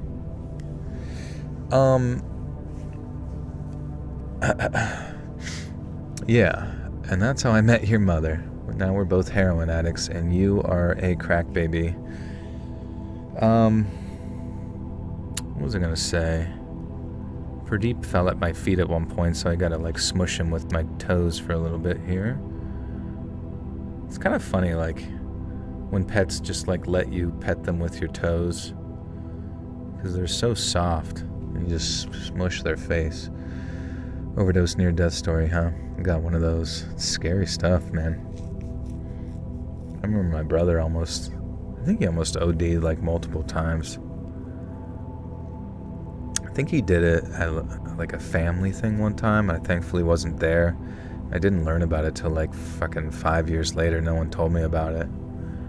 And then some other time, it's fucking, like, I'm pretty sure they had to do, like, have the ambulance like out in the front yard of my grandparents' place, like fucking shove something into his heart or some shit. Fucking crazy. Why'd she give him heroin but then call paramedics thinking she was going to rob him? She might have just been high as shit, you know what I mean? And thought like, oh, I feel really good. I know he wants to feel really good too, you know? Or maybe I can get somebody that becomes an addict with me and we can get along real well. The only ones I listen to are the stalker stories. I've seen nearly everyone. And I'm sure there's a lot of like stalker adjacent stuff and like we did actually just have a stalker story in the first one. Can you get more skinwalker, like a ton of them? Yeah, we can look into it. Faux show. Oh, what's up, Lydia? DMT or near-death experience. Have you guys had any DMT near-death experiences? We've been watching Spider Noir. Old man Nick Cage is the only one way we could have pulled it off. Interesting. That is kind of fascinating. Heroin makes your teeth black, doesn't it? I have no idea, honestly.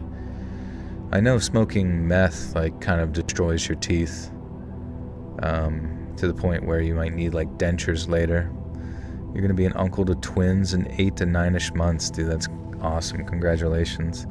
That's gonna be fun. Just a freaking twin uncle, a twinkle, a twinkle, a twink. I did 4 years ago, near fatal car crash. Yeah, what happened? Or like, what did you see?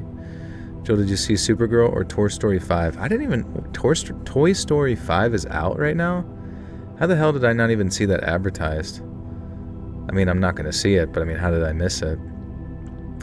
And I don't think I'll see Supergirl. I didn't even hear about Supergirl. I mean, I didn't even see Superman.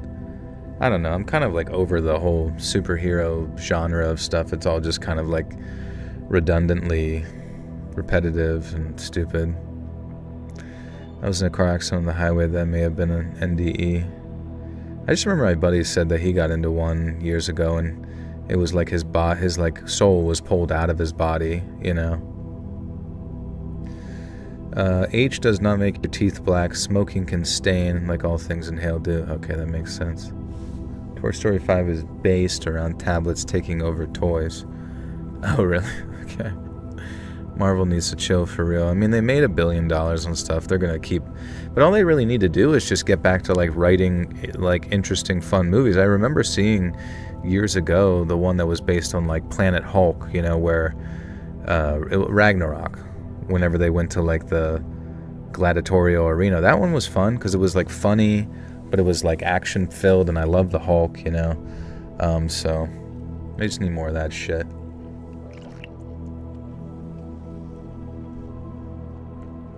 You almost caused a near-death coming home from Six Flags years ago after I graduated. Damn, what happened? Or you have an almost out-of-body experience like you see yourself getting worked on. Some people say that, yeah. Like my friend said, it was almost like how they say you're... I don't even know. Like you're in the Matrix, but you're like watching your life through like a TV. And that's kind of like what consciousness is or something. Like you're a brain connected, or like some sort of consciousness connected to this body. Anywho, I'm going to watch episode 9 of From Now. If the stream is still here after I read you, I'll see you later. See you, Shot. Good to see you. I'm not excited about watching it anymore. I'm not excited about watching really anything. I mean, some of the horror movies are cool when they have like new ideas, but most of the time I just feel like writing in general has been like watered down so much by like academia. Like everything I hear about like academia and creative writing and any sort of writing is just absolute fucking politically correct gobbledygook, you know what I mean?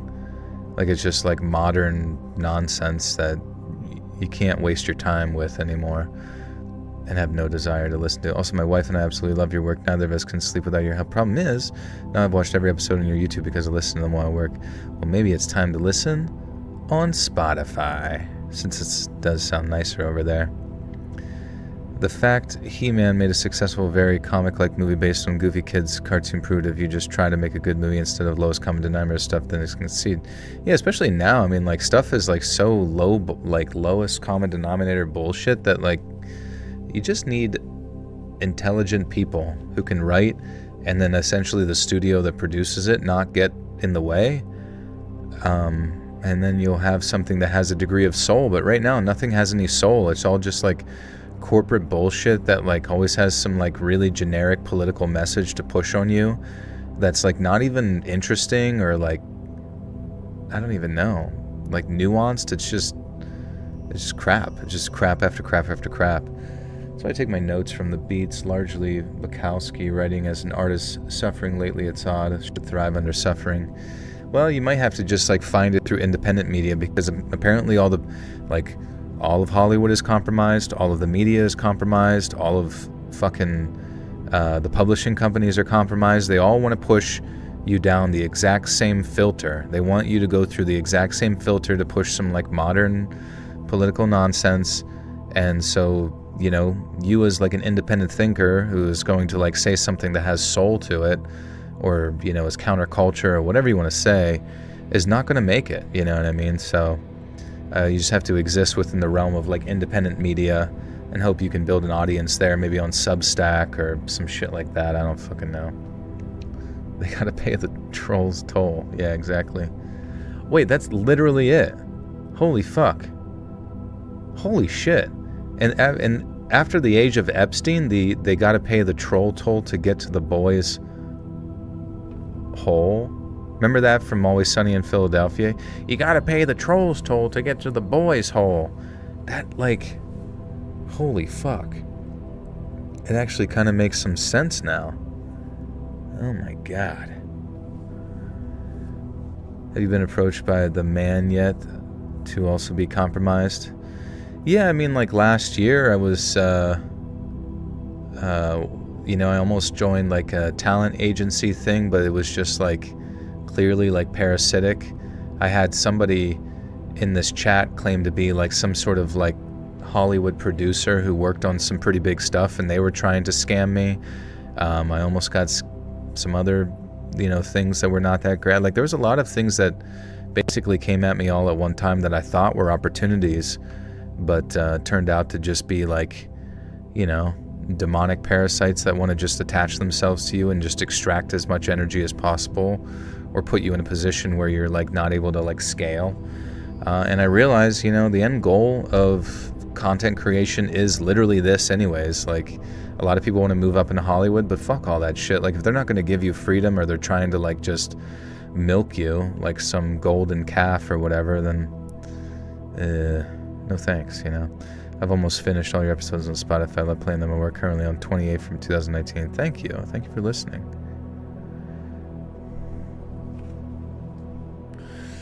Gotta pay the trolls toll to get into Joel toll. By American standards, Christmas is almost here. That's true. They do, don't they do like Christmas in July type stuff? That's the new scam, pretending they can give you a good career. I mean, that's the whole thing. That's literally the whole thing, is like everybody has like some promise of a better tomorrow, but you gotta sell a part of your soul right now to like hopefully have access to what they can give you access to. And you know, you just have to basically have the attention to detail that a lawyer might have, or have a lawyer look over stuff, you know. Joel has too much faith that they will catch him and they will kill him, but first they must catch him. First, they gotta catch up a greased up deaf guy. Try and catch me now. I'd been unconscious at the time, but Anna had told them the truth about what she'd given me, and that allowed the paramedics to bring me back quickly and safely, which is something, I suppose. I also wasn't shocked to hear what it was because I had kind of figured it out by then, and while I was incredibly furious with her, I was just too exhausted and relieved to be alive to do anything but just sit there and answer the paramedics' questions. Basically because I didn't know how much I'd smoked, and because Anna was now distraught upstairs and wouldn't come down, I had to go to the hospital. It was obviously also my first time taking a dose like that, so I was... Jesus Christ, it's Jason Bourne. It's Jason Porn. Did you watch the first two Toy Stories in theaters, Joel? Toy Story 1, Toy Story 2. I feel like I saw Toy Story 2 in theaters. I don't know, it's been forever. Even having a degree and having trade school knowledge like me here, it sucks. Well, you might be able to leverage it to doing independent work for yourself and start your own company with like trade school, depending on what it is. When you say trade school, do you mean like nail tech, or do you mean like bricklayer, like masonry? Because you might be able to start your own nail salon or something if that's the case. It is kind of scary because it's like, I feel like I was so excited for it to finally get warm, and then it's about to be July 4th, and I feel like once July 4th hits, I'm like, fuck, it's just like downhill again till it's cold again. Today was technically the solstice. You did video production? Oh. Well, if you're doing video production, the only way you can really have like independent success is like, one, you could maybe film weddings, right? 2, you could start a YouTube channel about a myriad of shit, probably documentary style stuff where you just sit there and talk about crazy cases and make the videos interesting, because everybody loves to attach themselves to a visual personality, even if like it's not a lot of skill when it comes to like writing or whatever. Writing about true crime and all that kind of stuff. It's the summer solstice. You've never seen Troy Story? Toy Story's good. I mean, Toy Story 3 I think was the last one I've seen. I haven't seen 4, and I suppose I'm not going to be seeing 5. Hey stranger, what's up, dude? Your goldfish drowned today? Really? And what? It was obviously also my first time taking a dose like that, so I was going to be in such an unstable condition, it was best that I spent the night in the hospital so they could keep an eye on me. I could stand enough to walk to the ambulance, but I was so jittery that I could barely get any words out, so when I pointed upstairs, the lady paramedic cut me off and said, "Don't worry about her, she's fine. Just worry about yourself." And I was more trying to make the point of I wanted the girl who spiked me to be removed from my home, but the lady was right there and that there were bigger fish to fry in the moment. At the hospital, they wheeled me through these 2 bright corridors, past doctors and nurses, and then asked me a bunch more questions as they drew more blood. And by the time I was given a bed, hooked up to an IV, and told to get some sleep, I felt this mix of exhausted relief and a deep, nauseating shame. I was alive, but barely, and all I could think was how to close that warm, sleepy feeling. Or how close. Dry drowning is a real thing. Oh, had a fish hop out of the tank and drown in the air. Yeah, makes sense. The Rose Toy Story, yeah. I mean, at this point, how fucking old is Andy? Andy's got to be like 35. Gonna have a butt plug in at his office job. He's probably drawing furry porn for his $10 Patreon tier. Commissions are open. Joel, do you think you can beat up Vegeta? No. Vegeta's badass. Kakarot. Kakarot. God damn it, Kakarot. I don't care anymore. I was alive, but barely, and all I could think was how close that warm, sleepy feeling had come to pulling me under, for good. Anna was gone by the time I got back to my flat, and all that was left was a note that said, "I'm sorry." Now, I thought about texting her, but I didn't even know what I'd say, and writing out a bunch of abuse wouldn't do any good, so I just deleted her number and tried to move on instead. It was hard, I won't lie. I was so disappointed I felt downright depressed for about a week afterwards, but I got over it, and as a close mate of mine put it nicely, I was able to charge it to experience. As in, sometimes it's best to just take the L, as it were, and move on having learned a lesson. And bloody hell, that Anna girl taught me one all right. One I'll never forget. God damn it, Donut! God, Kakarot! Kakarot! God damn it, Donut! I feel like I sound not like him now. Boma! Boma! Boma! Huh? Fusion! I have the same kind of summer weather sadness. I always fear the cold coming back. I live in Norway, and the city I live in right now, it's like 48 Fahrenheit. So depressing. Damn it. Oh, it's like already dropping? That stinks. I guess Norway, right? You get the northern lights, so you're so far north that summers are probably so short. How long does your summers like last? Okay, story 3 of 4. Good point. On to numero 4. I got to be a Super Saiyan! Your neighbors hate Joel's impressions. Can they hear me? Fuck you. To hell with that! Bastard. I can't do it. I don't know. We'll just, you know what you do? You can't do impressions, just make up other characters. It's, Vegeta's brother. Vaginita. Never associated shrooms with violence, but I have seen it recently. Interesting. Oh, are you a goofy goober? I can be, if people get to know me. I think I'm gonna go back to church. What do you guys think? I haven't been to church in fucking do Frieza. Hello, monkey. Hello, monkey. Doesn't he say that?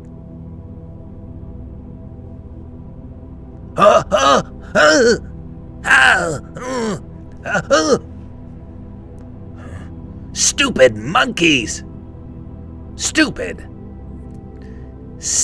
monkeys. Doesn't he have like kind of like almost like a woman voice?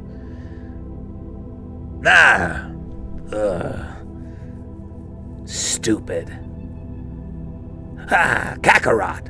No, what does he call him? Super Saiyan.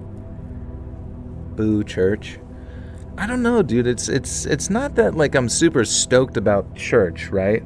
It's just that like I need to do something that's like community oriented, and like around here it's hard, you know what I mean? Like it's just hard to fucking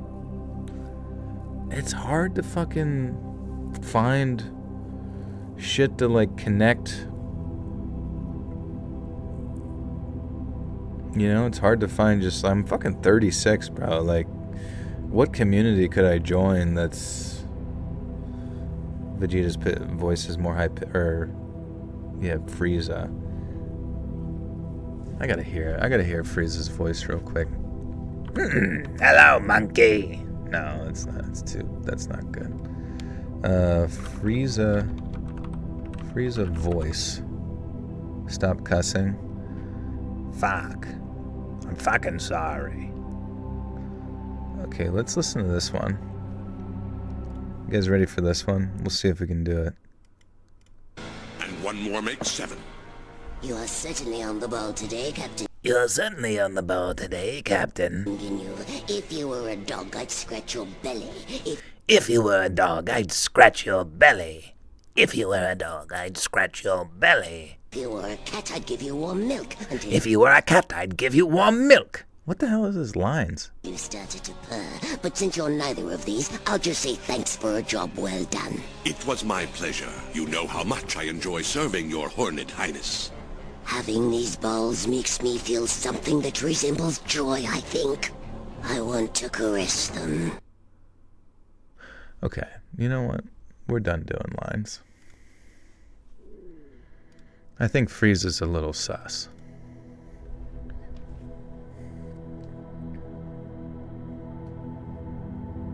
I want to caress them. I want to caress them. Feeling these balls gives me great joy. I want to caress them. Seems like a bit, yeah. I love my church. I always feel better after service. Yes, this is one I was hoping you would play the note. Join a boxing club? Do I have to get punched in the head, though, or just do workouts? I don't know. I don't know if you would meet, like, a wife at a boxing club. Also, would love to hear more about your Pokemon hobby. I mean, really, my Pokemon hobby is just going to the shops and buying up all the singles that people sold to them, you know? Like, I'm kind of the guy that just, like, is guaranteed I'm going to buy whatever they have. I don't really crack packs anymore, you know what I mean? I wouldn't mind going to church, but I would want to go with somebody. Yeah, I mean, I do know some people at this ones that I go to, but... And this one's going to be a little bit different. It's going to be like an Orthodox church. I don't know if you guys know any sort of Orthodox churches, or if... I've been there before. It was, like, pretty boring, but I don't know. Maybe, you know, give me some type of structure besides just, like, you know, this work and the fucking exercise, and I don't know, dude. Was that Necrogoblicon? Necrogoblicon, I'm not really sure. Don't really give you headgear, and as a woman who's into martial arts, there's plenty of women out there. So you're saying I could go somewhere and legally beat the shit out of a woman? Let's think. You go to synagogue? How's synagogue? What do they even do at synagogue? Count their coins. Just kidding. The first rule of boxing club is you're not supposed to talk about boxing club. Yeah, you guys have already ruined it. We have a Christian singles hiking club, and I'm thinking about joining. Now that, I feel like would actually be dope, because I do like talking about things. I don't really like passively sitting, listening to people talk about church stuff, but I can talk about spirituality bullshit like all day. You know what I mean? You know, and especially if you're like walking and getting exercise. And then imagine if someone got bit by a rattlesnake on the you-know-where. You could suck out the poison. What's up, Mira? Ultimate Wrestling. I should get into amateur Ultimate Wrestling. Then I'll be on American Gladiator on Amazon Prime.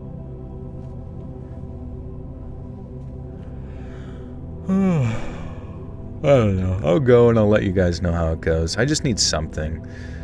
I'm so socially isolated sometimes. It's just depressing as fuck. Not all the time. Like, I have friends, but I need to meet, like, new people, you know? I need to meet, like, new opportunities and new shit, you know? Andy Kaufman wrestled women as an act. What a weirdo. People loved Andy Kaufman, but I never got to, like, actually see any of his comedy or, like, what made him so exciting to, like, Jim Carrey and all that shit. Joel, Vortex stole your cops video. Vortex, who the hell's Vortex? Started a meetup. I met good friends of it. Oh, you can like create your own meetup? Go to a friend's store in Poughkeepsie, New York. He gets sold all those cards. You can get some good cards. Look through them all. You know, I might be willing to travel and do that. That'd be dope. That's why I've been happy transferring from jobs. They were isolationists, changed me back to being gregarious when I was becoming mighty taciturn. What is that word? Joe, you'll meet 15 of me once you really get to know me. That'd be funny. Clones. Joel Jitsu, yeah. He also has arcade machines. That would be dope. Did you guys ever play Time Crisis 2? That was like my favorite game back in like the arcade machine days, whenever places had arcades. Oh man, Time Crisis 2 was so fun. There was like the second level after you beat the first one was basically like a high-speed chase on like speedboats, and then every time you would shoot an enemy, their like boat would like flip like, and then like as a little kid, I just thought it was so funny. And dude, I remember like at age 17 going to like Ocean City, Maryland for like a family vacation for like a week. And at that point I was kind of like older and didn't really have anybody to talk to in the family or whatever. But I just remember getting $10 in quarters, going to the fucking arcade, just like seeing another kid, looking at him, giving him like a head nod. And then we played Time Time Crisis, I think 3 or 4. I don't know which one it was. It was just like a newer Time Crisis at the time, and me and him just like cooperatively beat the entire game, and then like after we beat it, we're like, good game, man, good game, and then just shook hands and like went our separate ways. Like we probably should have like exchanged numbers as friends or done something fun together, but I mean, that's probably what it feels like to get on Grindr. You just like blow somebody and never even get to know anything about them. This happened a couple of months back. I've been debating whether to send this over or just bury it, but after everything that happened, I figured that you might appreciate it for your channel. I've changed my name and a few details in case anyone's still sniffing around, but the core of it is true. So I've been single for a long time, and I was very fed up with scrolling through the apps like some mug, and then out of nowhere, this girl, Chloe, slid into my Instagram DMs and thought, Andy Kaufman hated women. Welcome to the club, buddy. I'm telling you, Vortex stole your cops video. It's on the channel in your video. I get it, but I don't know who Vortex is. Like, I have no idea who this person Vortex is, or like why they're, presumably if they're stealing videos, they're not able to make any money off of it, right? And they're certainly not, yeah, I don't know.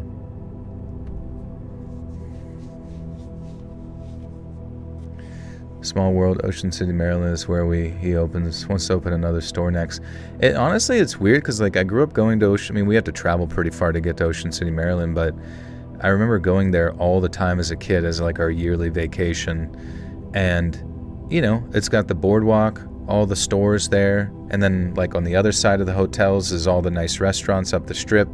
The ocean, like the beach is nice with volleyball and like random bullshit to do, and the waves are like big enough that you can like, you're not surfing on them, but you're not getting hurt, and you can bodyboard and all that kind of skimboard, all that kind of stuff. So it's just like kind of had everything, and I didn't realize how like actually sick Ocean City, Maryland was till I went to like other oceans. Like you go to the ones in Florida, like Siesta Key, and they're like, it's the nicest beaches in all of America. And then it's like you go there, and all it is just like, yeah, the sand is a pretty white color, but like there's no waves. The water is just kind of like dead. And then you have to like basically own a condo to even be able to, do anything there. And there's no boardwalk. Like boardwalks are like the most important thing, in my opinion, to have like fun at an ocean, right? Everything has to be like interconnected. But yeah, bodyboarding is actually like pretty dope. I don't even know if I remember what it feels like to jump in an ocean. It's been so fucking long. Getting water up your nose and all up in your shit.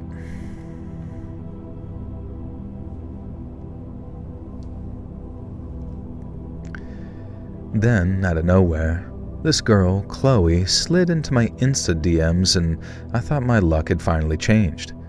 She was like my absolute dream girl. Dark hair, big smile, and from her photos, she looked like she was honestly a riot. We chatted for a week or so, and she seemed cool, and we were into the same music and joked about the same stupid things. And I felt like we had a ton of chemistry, so it wasn't long before I asked her out, and we arranged to meet somewhere on a Saturday night. Now, I turned up at this nice little bar near the canal, and with my aftershave and shirt on, I didn't have to wait long for Chloe to turn up, and when she did, she looked even better than her pictures. The date went great at first. It was easy to chat, tons of laughing, and she kept touching my arm, very flirty, which was honestly a rush. I thought she was the girl of my dreams, and then after a couple of drinks, she suggested we go for a walk to this quiet spot with a nice view over the old warehouses. She said it'd be romantic, and I was... She said it would be romantic, and I was that excited that I didn't even question it. We wandered off from the main part of town through some side streets and then down towards an empty industrial area. Now, it was towards the end of April, so the sun was starting to go down at about 8:30, and it made the sky look really nice as we went. And she was right. It was very romantic, and my head was in the clouds by the time we got to this old factory with a gap in the chain fence. There was graffiti everywhere, and it didn't look like anyone had been there in years, but Chloe said that she used to go there for adventures with her friends when she was a kid. I thought that sounded really cute, and so in I went after her, like some absolute dummy. And then once we were actually inside, that's when everything went sideways. I was following her into that warehouse when I heard footsteps from behind me, and then before I could even turn around, someone smashed me in the knee with something heavy. And down I went, really hard onto the concrete as pain shot up my legs into my back. And then the next thing I know, there's 3 or 4... Crap. Pradeep is digging around in his shitbox right now. We have to let him do his thing. Yeah, we have to know what the teeth of this lassie look like. You should do horror surfer stories. Actually a dangerous sport. Yeah, it definitely is. I remember seeing, what's his name, Tfue, the guy who played Fortnite, and then he was really into Ark Raiders for a while, and then he found out that he had free will, and now he just does Florida shit where he gets on a boat and goes surfing and just has a boatload of money, and that sounds like a perfect life in my opinion. I mean, I don't know how surfing would go for me, but it seems fun.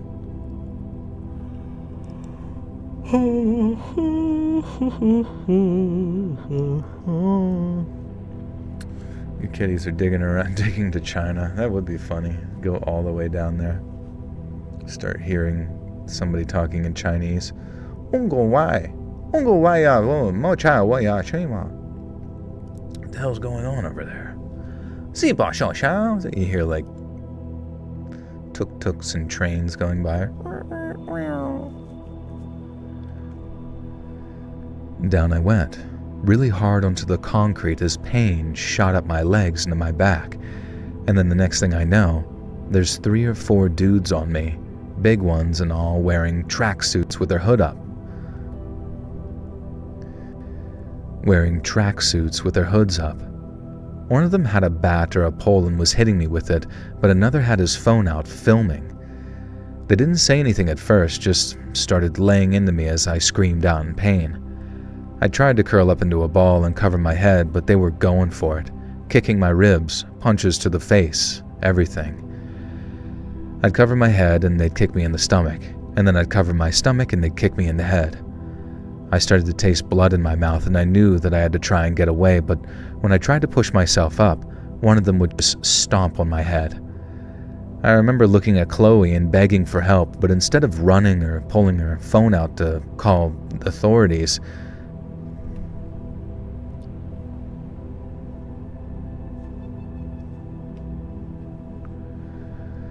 I remember looking at Chloe and asking for help. Hey, what's up, Lucy? Welcome back.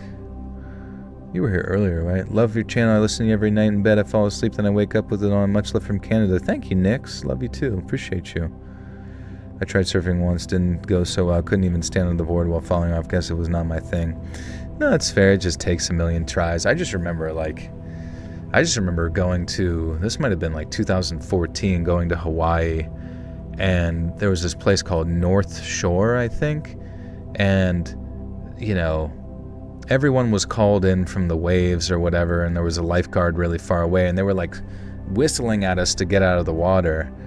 And I just remember once this wave started pulling me towards it, it was nothing I could do. There was literally nothing I could do. I could just feel it pulling at my waist, and I just couldn't move. I was trying to go forward and I couldn't, and it just just absolutely crashed on top of me. It must have been 15 to 20 feet high, and it was just terrifying. Just fucking thrashed me.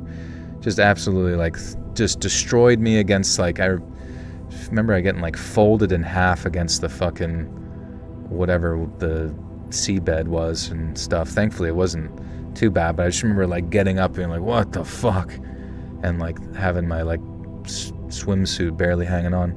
Did you skateboard as a child? I tried everything. I tried skateboarding, snowboarding, all that bullshit, and it's the second that I would crash or get fucked up doing it, I just would quit. I remember like hitting a jump on the snowboarding off of a hill on my first thing and just like absolutely eating so much shit. I was like, thought I broke my neck. And then I got up fine and just like, at that point I was like, well, never doing that again. Same with skateboarding. I just remember longboarding down a hill and just bombing it. Just thought like, oh, I'll just bomb this shit and see what happens. And just crashing, fucking smashing around with no protective shit on. And like at the end of it, my entire like shorts that I was wearing were just like ripped to shreds. Fucking all skidded up down my leg and stuff. Snorkeling is the peak of ocean experience for me. Surfing is sick but finicky and easy to injure, even the best. Yeah. Am I from Jersey? I'm not from Jersey. I'm from Pennsylvania. We have a North Shore here. Don't ever go there. It's the Salton Sea. Maybe it wasn't North Shore. Maybe it was White Shore or something like that. I don't know. I forget. It just like had huge waves. My favorite hobbies was motocross, just recreational. That does sound fun. I've seen people go around on those. And actually, the new movie, or not the new movie, but the Pumpkinhead review that I did on Patreon, motocross bikes was pretty integral to the plot in that movie.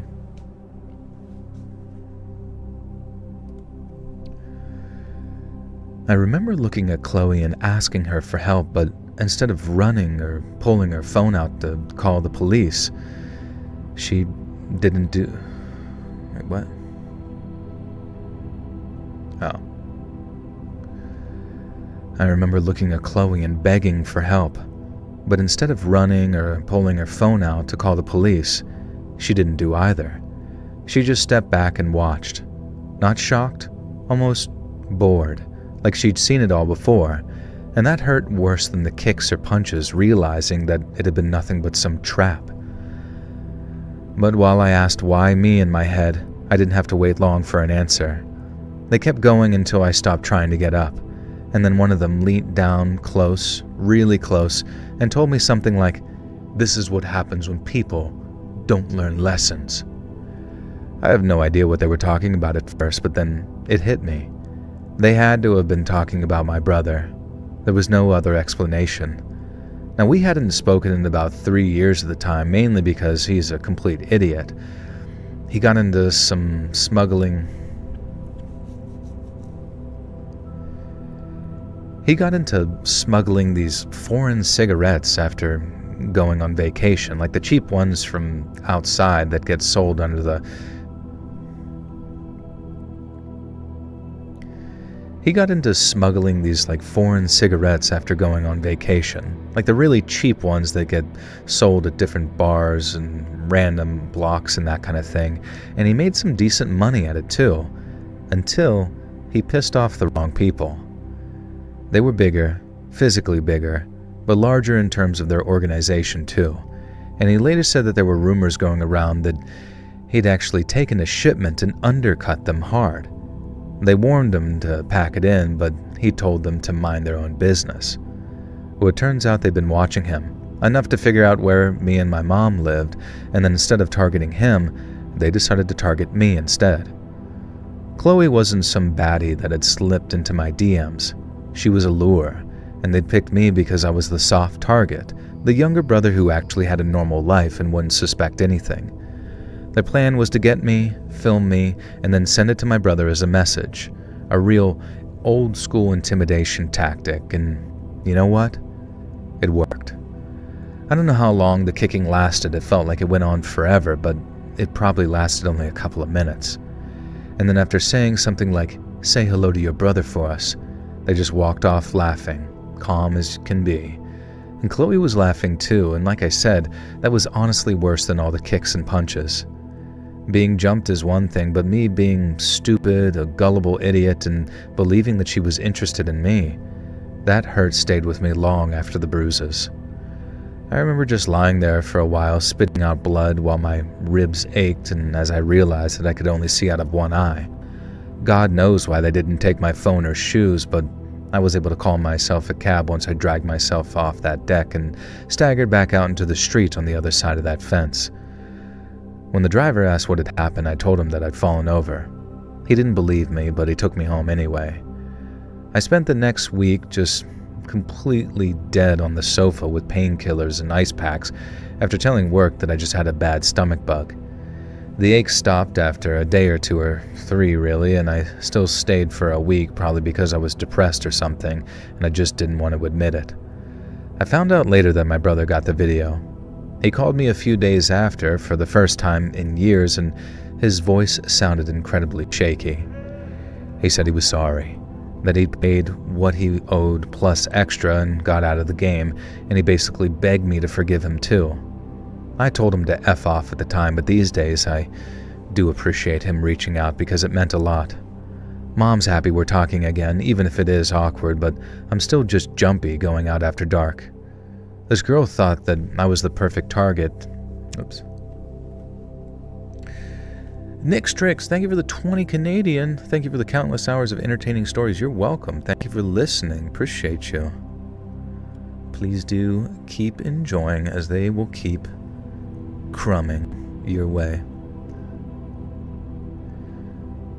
Do I collect my belly button lint for campfires? That wouldn't be a terrible idea, like kindling or something. I love your voice. Thank you, Lazybug. Good to see you. You're so worried this is going to happen to me on every first date. Probably will, honestly.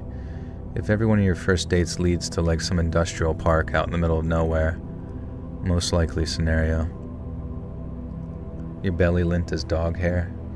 That is kind of funny. I feel like Pradeep's hair may have found its way into my belly button from time to time. Just digging around in there. He ends up in there as well. It's kind of like a cat bed.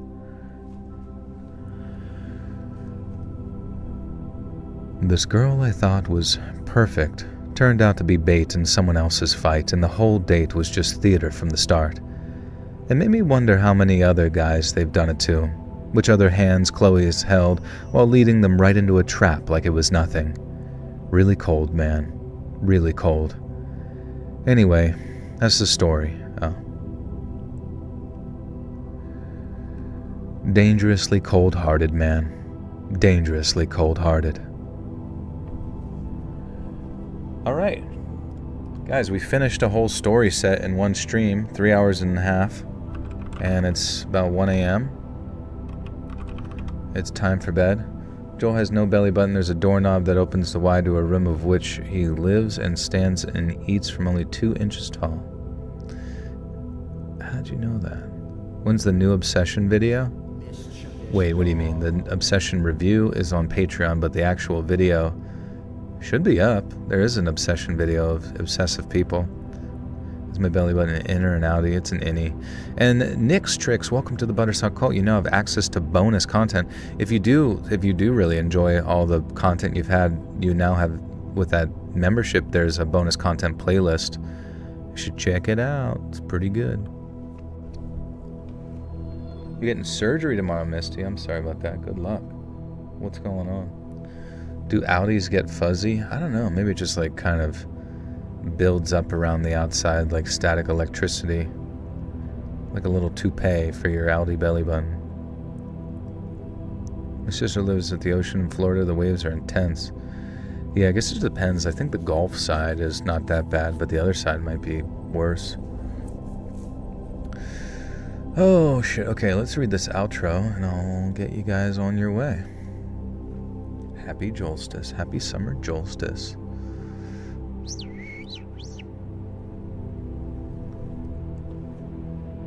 Just saw the movie Obsession. Can't wait to see hear my review. Yeah, if you're on Patreon, it is, the $10 tier, but it's the second episode. The third episode is linked down below for Pumpkinhead, and then the one before that was Exorcist. But yeah, it's pretty fun. Little banter with friends, chatting about it. Hey friends, thanks for listening. Click that notification bell to be alerted of all future narrations. I release new videos every Monday and Thursday at 9 p.m. Eastern Time, and there are super fun live streams on Sundays and Wednesday nights. If you got a story, be sure to submit them over at my email, letsreadsubmissions@gmail.com, and you might even hear your story featured on the next video. And if you want to support me even more, let's grab early access to all. Let's grab. Joel breaks one wish willow live. But it does kind of sound like within the world of the one wish willow, you could have a good wish. The guy got $1 billion. And sure, it probably would have like filled up his whole house with ones. But as long as he doesn't drown or whatever.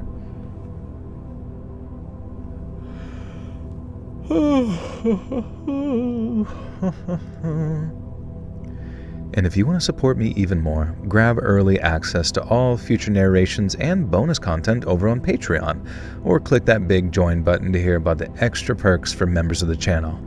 And check out the Let's Read podcast. You can hear all of these Jesus, my brain is so broken. And check out the Let's Read podcast, where you can hear all of these stories in big compilations located anywhere you listen to podcasts. I also have a true crime channel called Saturn Soul, all links in the description below. Thanks so much, friends, and I'll see you again soon. And you get a car, and you... Oh, that's right, we have to say something. Or if you break one wish willow, use your arse. Use your arse. Hey, kitty. What should I say? We on the West Coast demand 2 more hours. I don't know if I got it in me, Captain. What do we say? Oh, yeah. Happy summer solstice. Thanks so much, friends.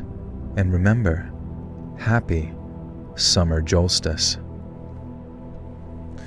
All right. Fear is something you smoke, and it stinks like bugs. You know it does. Never heard that before, but GG's, everybody. Love you, appreciate you. Thanks for hanging out with me. Being positive. I was negative last stream, but we're good. We're Gucci. We're in a good mood. We're in a good roll. And thank you so much for the support. And thank you, David Monroe Glada with the 279 Canadian. Thank you, friend. Once again, go check out the movie review over on the Patreon. It's the highest tier, but that means you get access to bonus content and early access as well when you join that. But yeah, I will be back streaming on Wednesday night, and look forward to seeing you guys then. Follow me on my Instagram at letsread.official. To be kept up to date when I go live on my story. You can see pictures of Pradeep sometimes as well. And yeah, please watch this video when it comes out. It really does help the YouTube algorithm whenever current subscribers watch it. It lets other people know about the channel. We make new friends, and then we all find the love of our life. It's that simple.